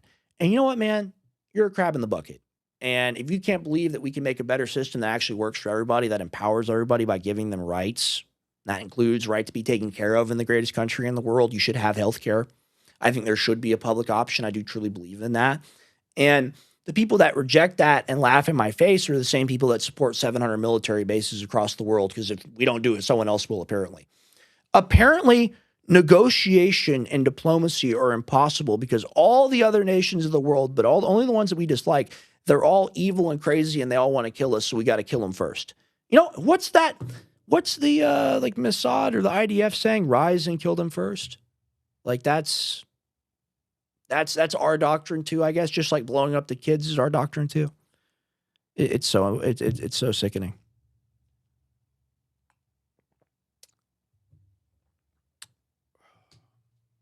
Well, that's the thing. It's like we've learned how to do war crimes from the Israeli military. Like we've learned, because we saw the Gaza protocol, the Gaza treatment, that you're allowed to target civilian infrastructure. You're allowed to hit, power plants. You're allowed to threaten or do genocide for that matter, because, hey, who's going to stop you? And, if that's lesser of two evils, if that's you saying, well, hey, nobody's going to be able to stop us while we're doing it. And while it's bad, I disagree. No one's going to be able to stop us, and you're not going to be able to stop it. So who cares? You're a fucking faggot, dude. Like, seriously. Like, think about what you just said. Think about what you just said. Like, seriously. You're co-signing empire, murder, and destruction. And you're saying, I'm happy to be a slave in the imperial world because at least I live in Rome. And you know what? We don't live 2,000 years ago. We don't live 3,000 years ago. We don't live in the time of Amalek and biblical genocide. We live in America. We live in 1776. We live in rights that were given to us by our Creator. Inalienable rights, for that matter. And I am just tired of this old world garbage. Really sick of it. Really, really tired of it. But you know what? Wes, can you get 50percentoff.com? Can you get jonescbd.com? And can you get Primal Core or goprimalcore.com up in displayed? And we'll go in that order. We'll do 50% off, then we'll do Jones CBD, and then we'll do Primal Core. I want to tell you guys about what I do. All right, because a big reason why I went up to that event is because there are a lot of people up there, and I wanted to talk to them about my products and what exactly it is that I'm doing with my work. So I'm a supplement manufacturer. I'm a supplement white labeler. I make formulas for people, including myself, and I'm a supplement shipper. I just do fulfillment in general as well. I ship a lot of septic tank cleaner. But I make the absolute best formulas. This is a time-honored classic. If you're an InfoWars viewer, if you remember back from the golden era, Knockout Sleep Support was like our number 2 or number 3 product. At one time, it was number 1. Literally, hundreds of thousands of units have been sold of this product lifetime. And I upgraded it. I updated it. I included magnesium and things that people love to take for sleep. It's everything everyone takes separately wrapped up into one.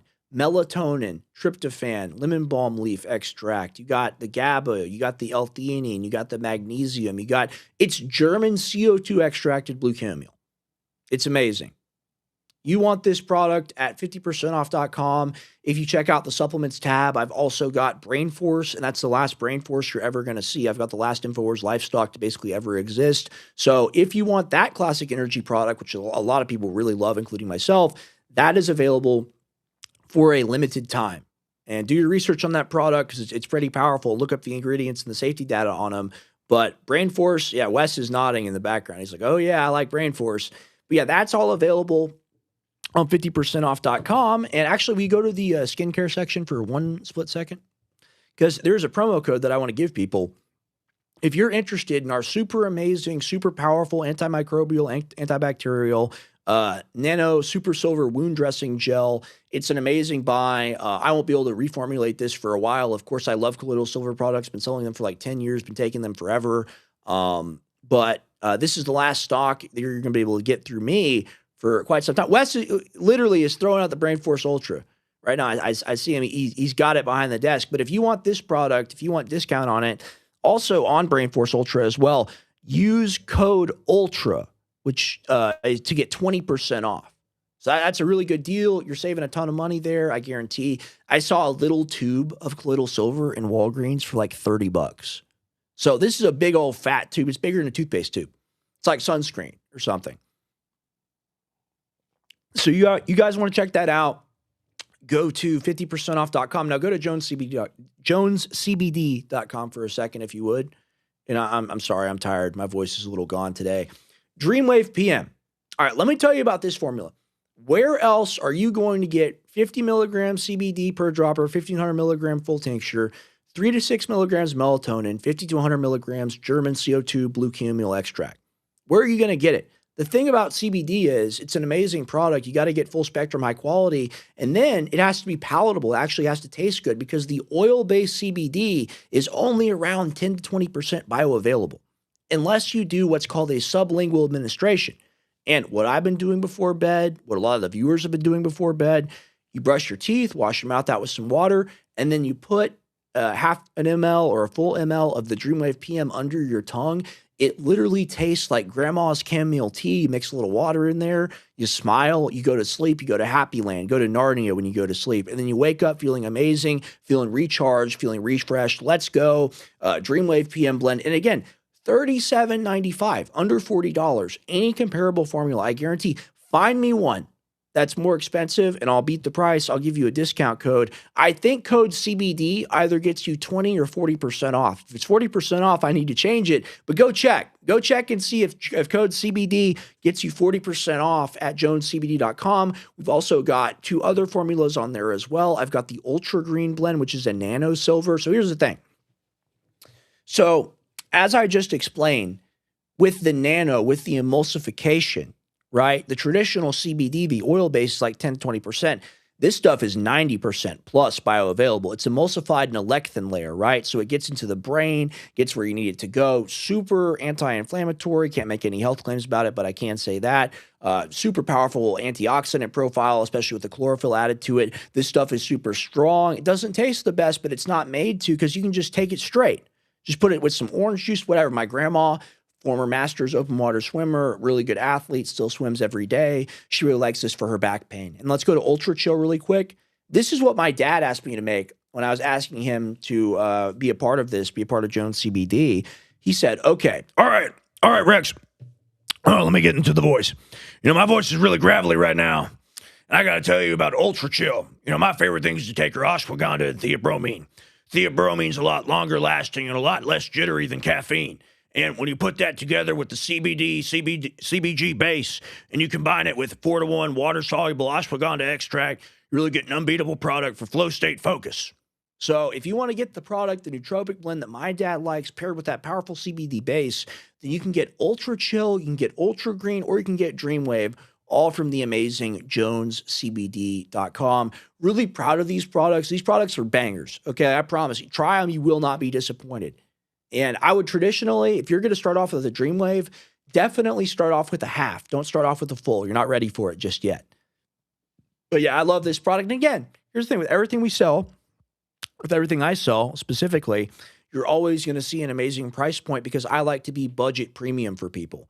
I understand. I'm in the same boat as you. I have to pay rent. I have to pay payroll. I have to do all these things. It's affordable for me to sell you the product because I own nose to tail the entire process. So by buying the product, you're keeping me alive in that fight. And it's very hard right now. So if you need melatonin, if you take sleep supplements, take energy supplements, take pre-workout, consider swapping one of those products with mine, subscribing, saving. You'll save money doing that. You'll save money with subscription. And they really are products that are good for you that you need. So thank you for that. And let's show one more. Let's go to goprimalcore.com. If you want to support gray area specifically, let's say you're a big Tim Tompkins fan and you're watching this like, Rex, you know, maybe I don't like that guy.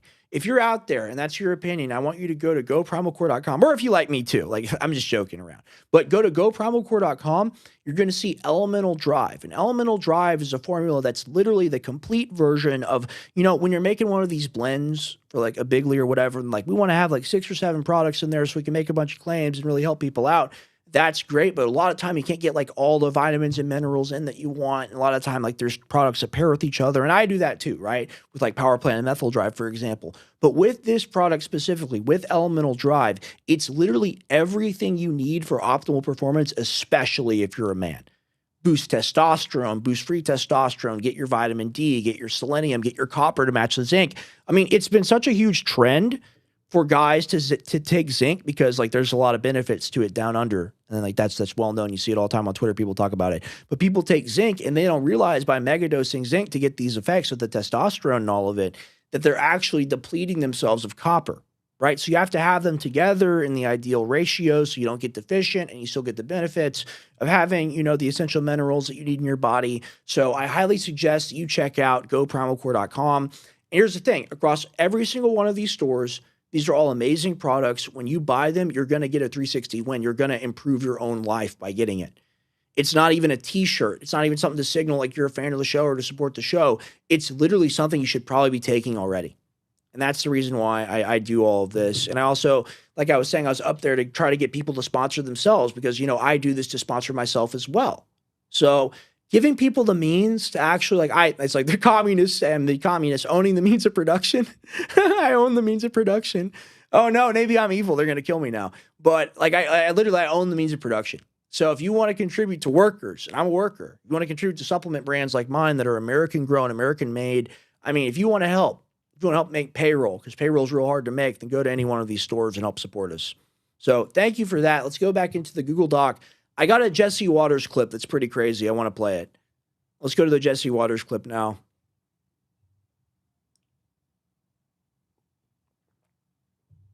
And this is like, here's what I said really quick before we go live with it. I said, this is the boomer equivalent of smoking fentanyl off foil. Like that is what this is. Like when they gather around to pass the meth pipe of watching Fox News, just get ready. Let's play it. Kamikaze dolphins. The Persians want to strap mines to dolphins to weaponize the strait. Don't tell PETA. These rogues are desperate. The blockade's already forced 45 ships to do a 180. And now the Pentagon is using AI to hunt down Iranian mines. The president says it's basically already over.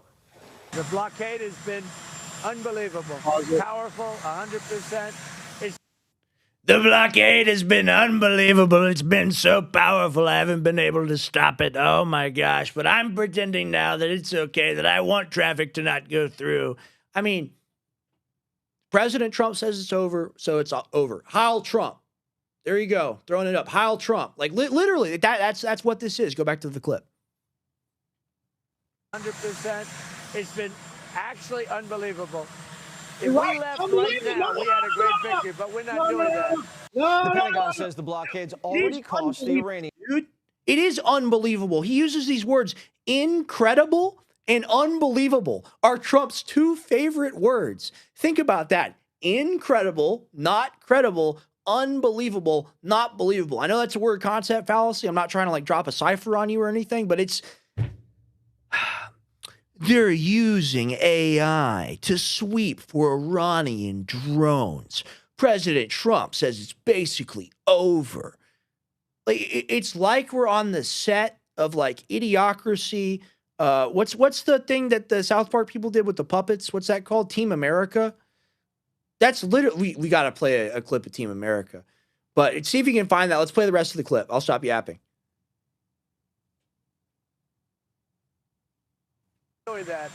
The Pentagon says the blockade's already cost the Iranians $5 billion. And inflation is so high, it'd make Biden blush. Where's the inflation so high it'd make Biden blush? You know, it's not as bad as Biden. It's not as bad as Biden. Inflation is low. Inflation is low. Look at the spending. Look at what's coming. You know, just like COVID, it took a while for the inflation increase to actually hit. The military spending is going to hit us in the exact same way, combined with the economic shutdown globally. What was I just saying? I'm so tired. I'm so sorry, Wes. I've been traveling all day. I apologize. I was stuck at the airport.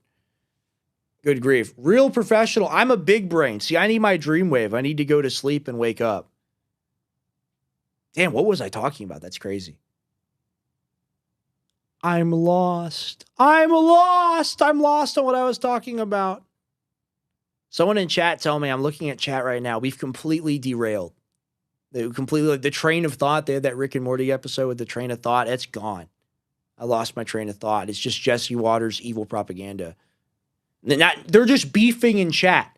They're having some random beef in chat that's completely unrelated to the broadcast. That's how you know you're doing well. That's how you know you have a good show. But fake news, is that what I was talking about? No, you're talking to yourself. Now they're talking about the Bible and theology, and they're doing apologetics. Okay. All right. I love you guys. Thanks for being here. Oh, Team America. Yeah, like it's beyond parody. Exactly. But let's see what else we got in the Google Doc. Sorry, guys. This is a bit impromptu. We've been traveling all day. Oh, go Rex Onion clip. Let's talk about this. And then we'll do Trump meme, and then we'll be done. Yeah, I got to go to bed. Because I got to do the American Journal 8 a.m. to 11 a.m. tomorrow. I'll be live just like I am every weekday for you guys. All right, yeah, let me pull it up so I can look at it myself as well. You don't have to zoom in because I got it on the bottom screen. So I don't have Blue Sky. I don't have any of these things, but I saw this, like, I think I saw someone repost it on Twitter, so I screenshotted it. And this is Ben Collins, the former, of course, censorship czar, and I believe not CNN, but I think it was MSNBC or something like that, some other, propaganda outlet. And this is him ranting. Old InfoWars staff appear to have also done some ransacking on the way out. This is some of the property the families plan to eventually sell off to collect on the judgment. In a studio we were prepared to pay up to take over. Okay. All right. These people were offered $55 million. Probably shouldn't even say that, but I know it's true. They were offered $55 million in a settlement agreement. That's speculation on my end. I pulled that number out of my ass. Let's say it's an educated guess. So it's not about the money because the stuff inside the studio is worth maybe like $250,000 because it's 10-year-old broken equipment that no one can use. It's actually kind of a great gift, a great blessing for us to be out of there. But he's talking about us, and I'm going to go ahead and read this section. I'm not sure what this is from. Maybe it's from some news article. I haven't read it. But it's quoting the video that I have pinned to the top of my Twitter profile, which is literally, I had a buddy of mine, of course, you've seen him, White Chocolate. Shout out to White Chocolate, Big Will Dollar Bill, of course. He showed up and just wanted to see the office before it shut down. So I was like, yeah, I'll take you around. And I was like, hey, we're inside the Studio B, the War Room studio. Let's shoot a little video here. I want to do a eulogy. I want to give an ode to the place, right? And he took a 4-minute video of me there, and I'm making the point of like one man built this entire thing. It's not like a fake media company like they have where they receive millions of dollars and it's still a lost leader. If we were ever unpopular with the people, my dad would never have had a show. And I point out to the audience when I'm gesturing to the camera, I point out to the audience and I say, and all of this will be with us. We're going to walk in that spirit on the new network because I know the audience will be with us on the new network. But to these people, because they're evil and they're materialists and they're bug type men, it's really what they are. They're bug men. They run around and they say, oh no, it's about the equipment. It's about, they're trying to steal. It's not worth anything without us, dude. Why do we care? We don't want 10-year-old camera equipment, bro. Like, and they think that we're like Mecha Hitler. It's so crazy. It's so insane. And yeah, did some personal effects go missing? Absolutely. That belonged to the people. It didn't belong to you. So tough titty, said the kitty, but the milk ran dry. Let's get the tweet back up really quick because I want to read it. So let's read the bottom here. This is the article or court document. I'm not sure which he's quoting. I don't think it's a court document. It's the wrong font. Property was removed from the InfoWars studio, including a large InfoWars sign that was often used as a backdrop for programming. Harrison Smith Twitter photo. Oh, maybe it got broken. Maybe it fell down and cracked in half. Maybe it fell in the trash. Maybe we make an identical one that appears. Isn't that interesting? Maybe it falls off a truck. I don't know, man. I don't know about that. I don't know what happened there. It's likely that Jones or those acting on Jones's behalf took the property. Absolutely ridiculous. Say, hey, it's just as likely it got thrown in the garbage, right? So pretty funny thing to say. Jones's son's Twitter video, this is quoting me. This is me doing that address, giving that ode that I talked to you guys about. This place will never die. It will never go away. And that's why I need to go to the AJN network, Alex Jones network. That's where all this is going to be, gesturing to the equipment around him. I'm talking to the camera. I'm talking to the viewer, the person they never care to talk to. So, of course, they don't know who I'm talking to. We're going to walk in that spirit. We're going to take it forward, move it forward. The Alex Jones network, go there. Remember our history. Join us now. So very clearly, I'm talking about the spirit of InfoWars, the viewers, the listeners, all of this, all of us, because we are InfoWars. We are all InfoWars. They are not InfoWars. The equipment is not InfoWars. It's us. It's all of us together. We are all Alex Jones. That is the message. It just completely breaks their brain. So my response to the Ben Collins tweet, and I'll read it now. This is what I said. I said, these people just lie all the time, which they do. I was gesturing to the equipment around him. I am very clearly pointing out to the audience beyond the cameras the spirit of InfoWars, saying that we will walk in that spirit of the new network. No one wants 10-year-old cameras. Like, that's the truth. So I just thought that was an interesting thing to point out. I mean, these people, like the Tim Heidecker thing, see if we can get that really quick. Him doing the Alex Jones impression. Because, Tim, you don't know how to do an Alex Jones impression. I'm not mad at the crew. I am upset.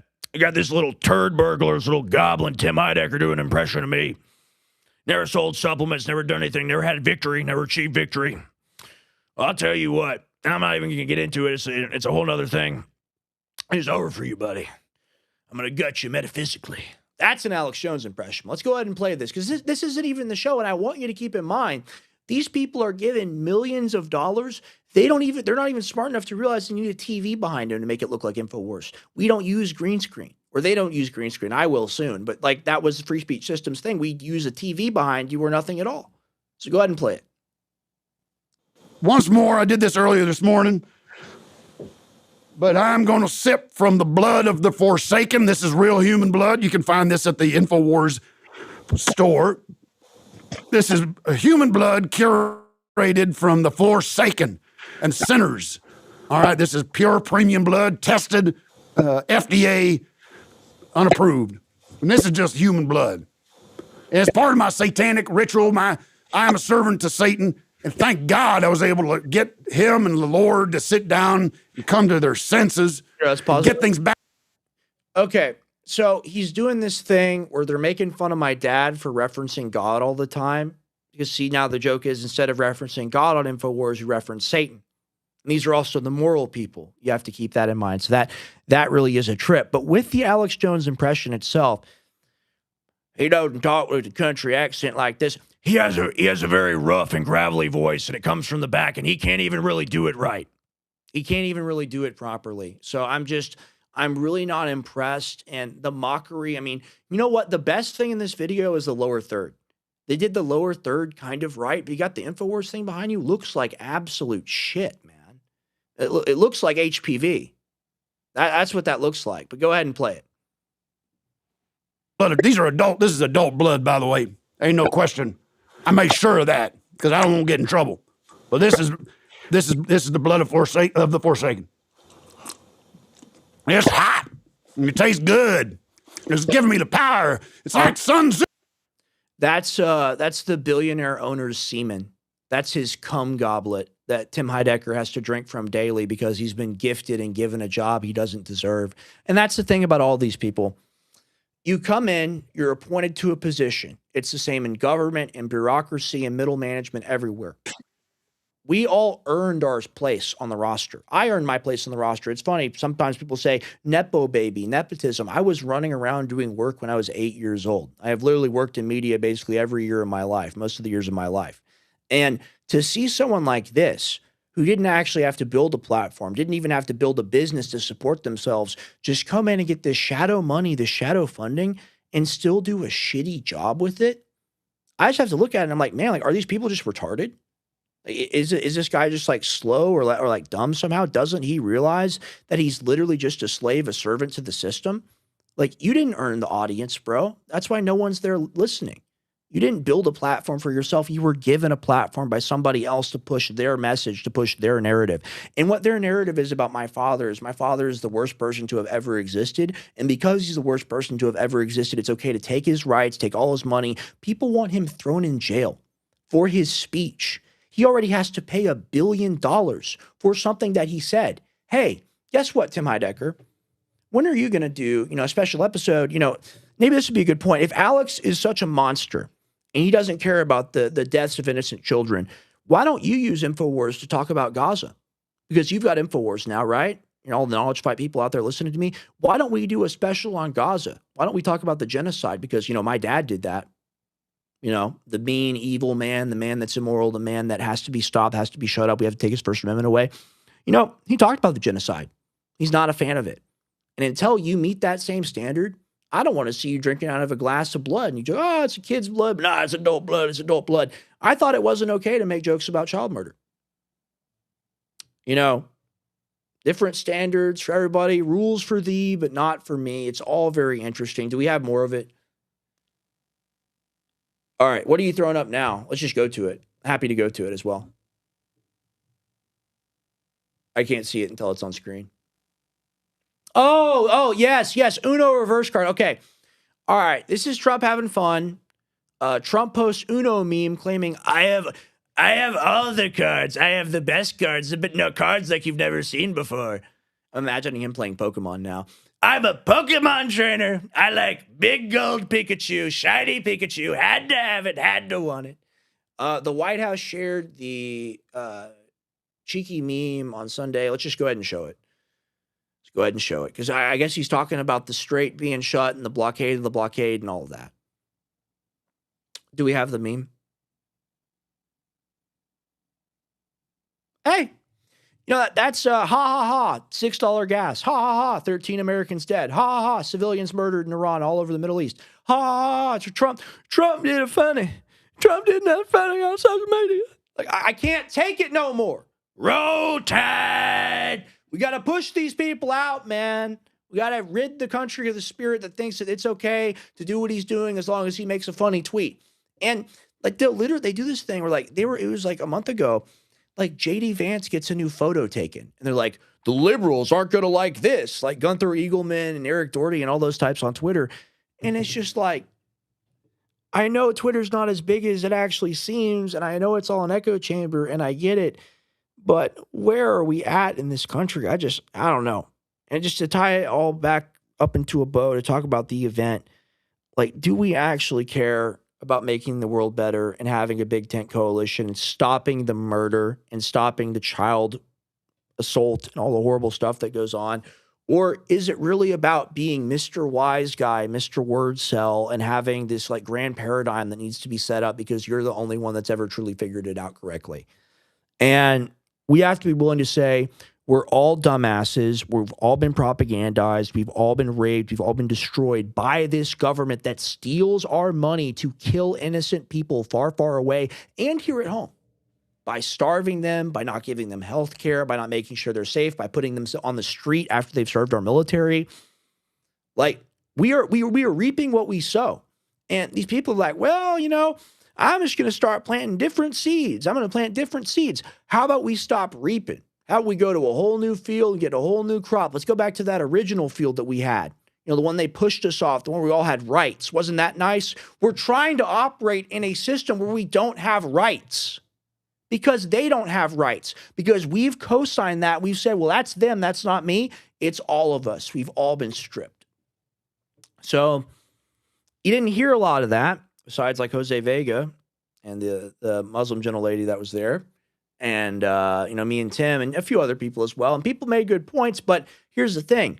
When things are wrapped up in your ideology and you go there to like preach and pontificate, we were there to say no to child murder. We were there to say no to genocide. I spent like, and that's nothing compared to what people go through, but I spent like, you know, a lot of money like buying plane tickets and stuff.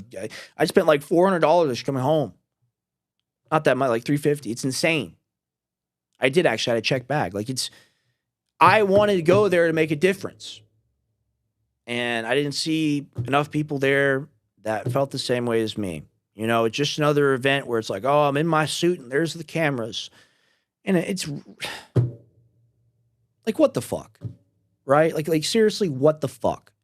Like, I've been going to these things since I was itty bitty. So I was a little kid. And it's the same shit over and over and over again. It's pageantry as the world is burning.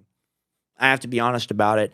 And not the organizers, not Amy and not the fine people that were working and setting the thing up and protecting the venue and all that. Not them.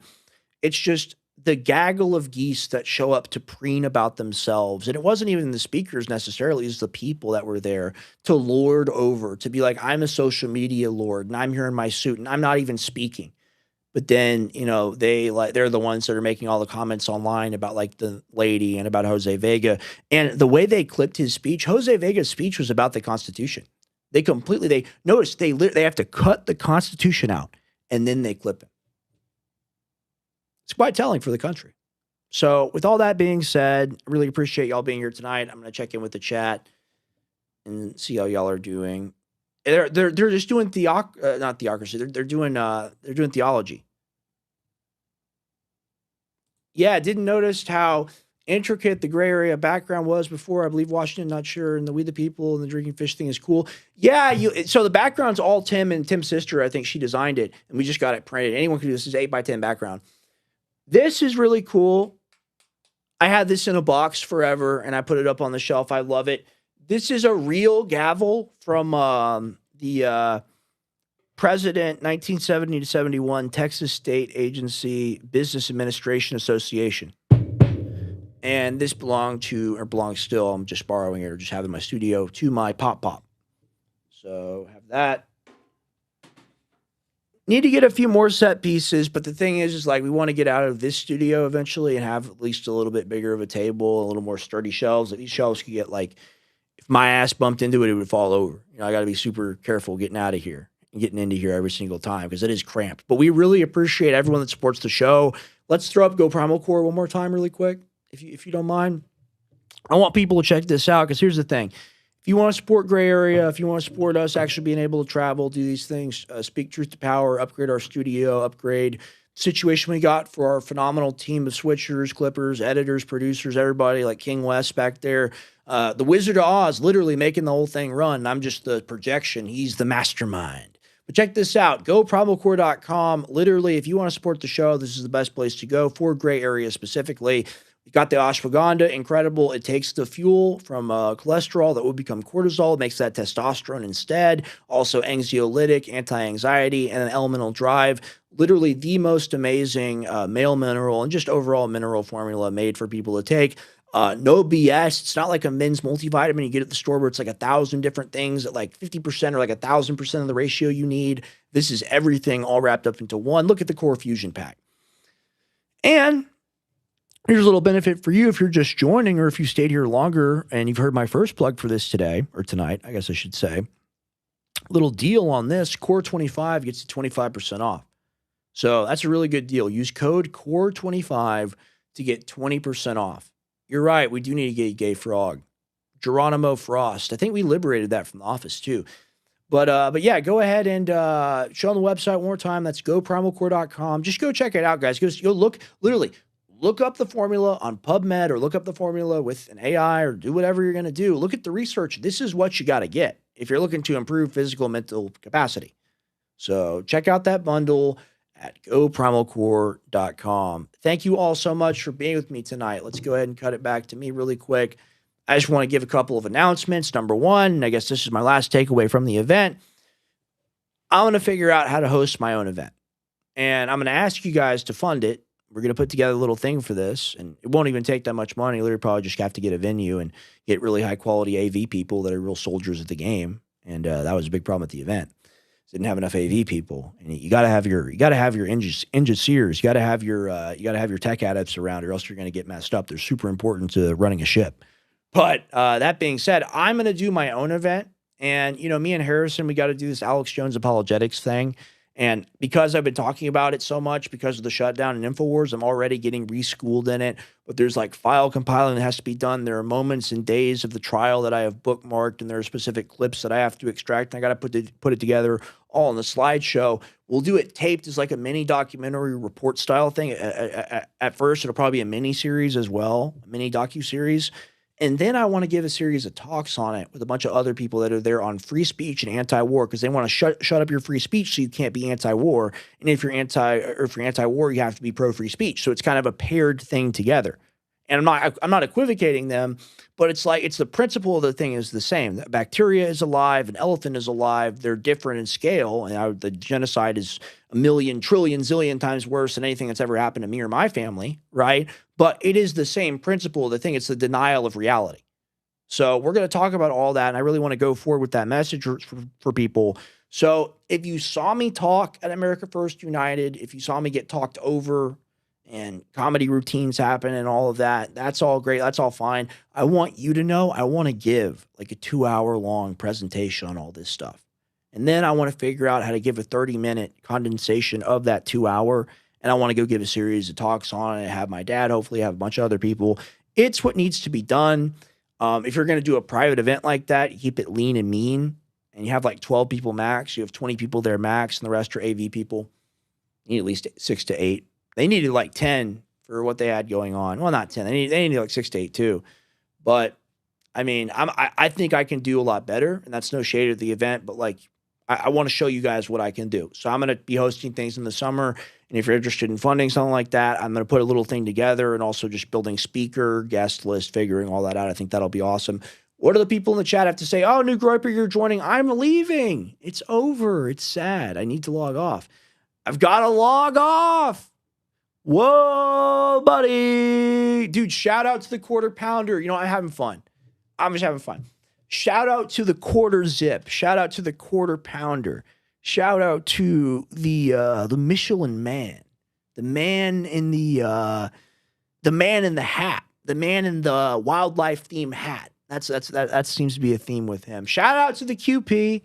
Hope he's having, a good night. Hope his chat isn't being too mean to him. We wish the best for everybody. You know what? I'm being a POS.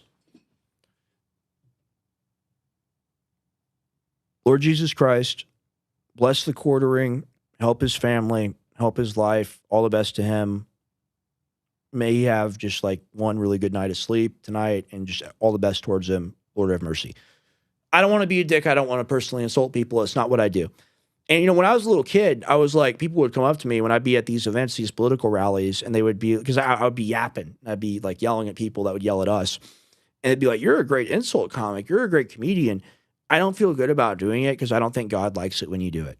So I shouldn't rip on people that way because, we all have, a lot in mind. We got to think about Judgment Day with Christ, and let's just pray for the quartering. And I think he's already subscribed to Christianity, but let's pray for the quartering and all of us together, including myself, to find Christ. So that's very important. But thank you all for being here tonight, and I really appreciate you. You're going to want to be here tomorrow morning and every other morning during the week, 8 a.m. to 11 a.m. I do New American Journal, My American Journal, still kind of swapping the name around, but got a lot of new graphics, working on getting the green screen up in here for morning shows, looking on doing a lot of cool stuff.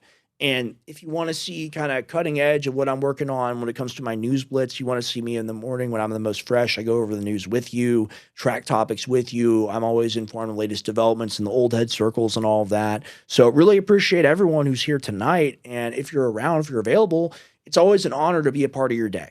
So thank you for watching the show. Thank you for watching the stream. Please like, comment, and share, and check out GoPrimalCore.com. Love you very much. Rex Jones signing off.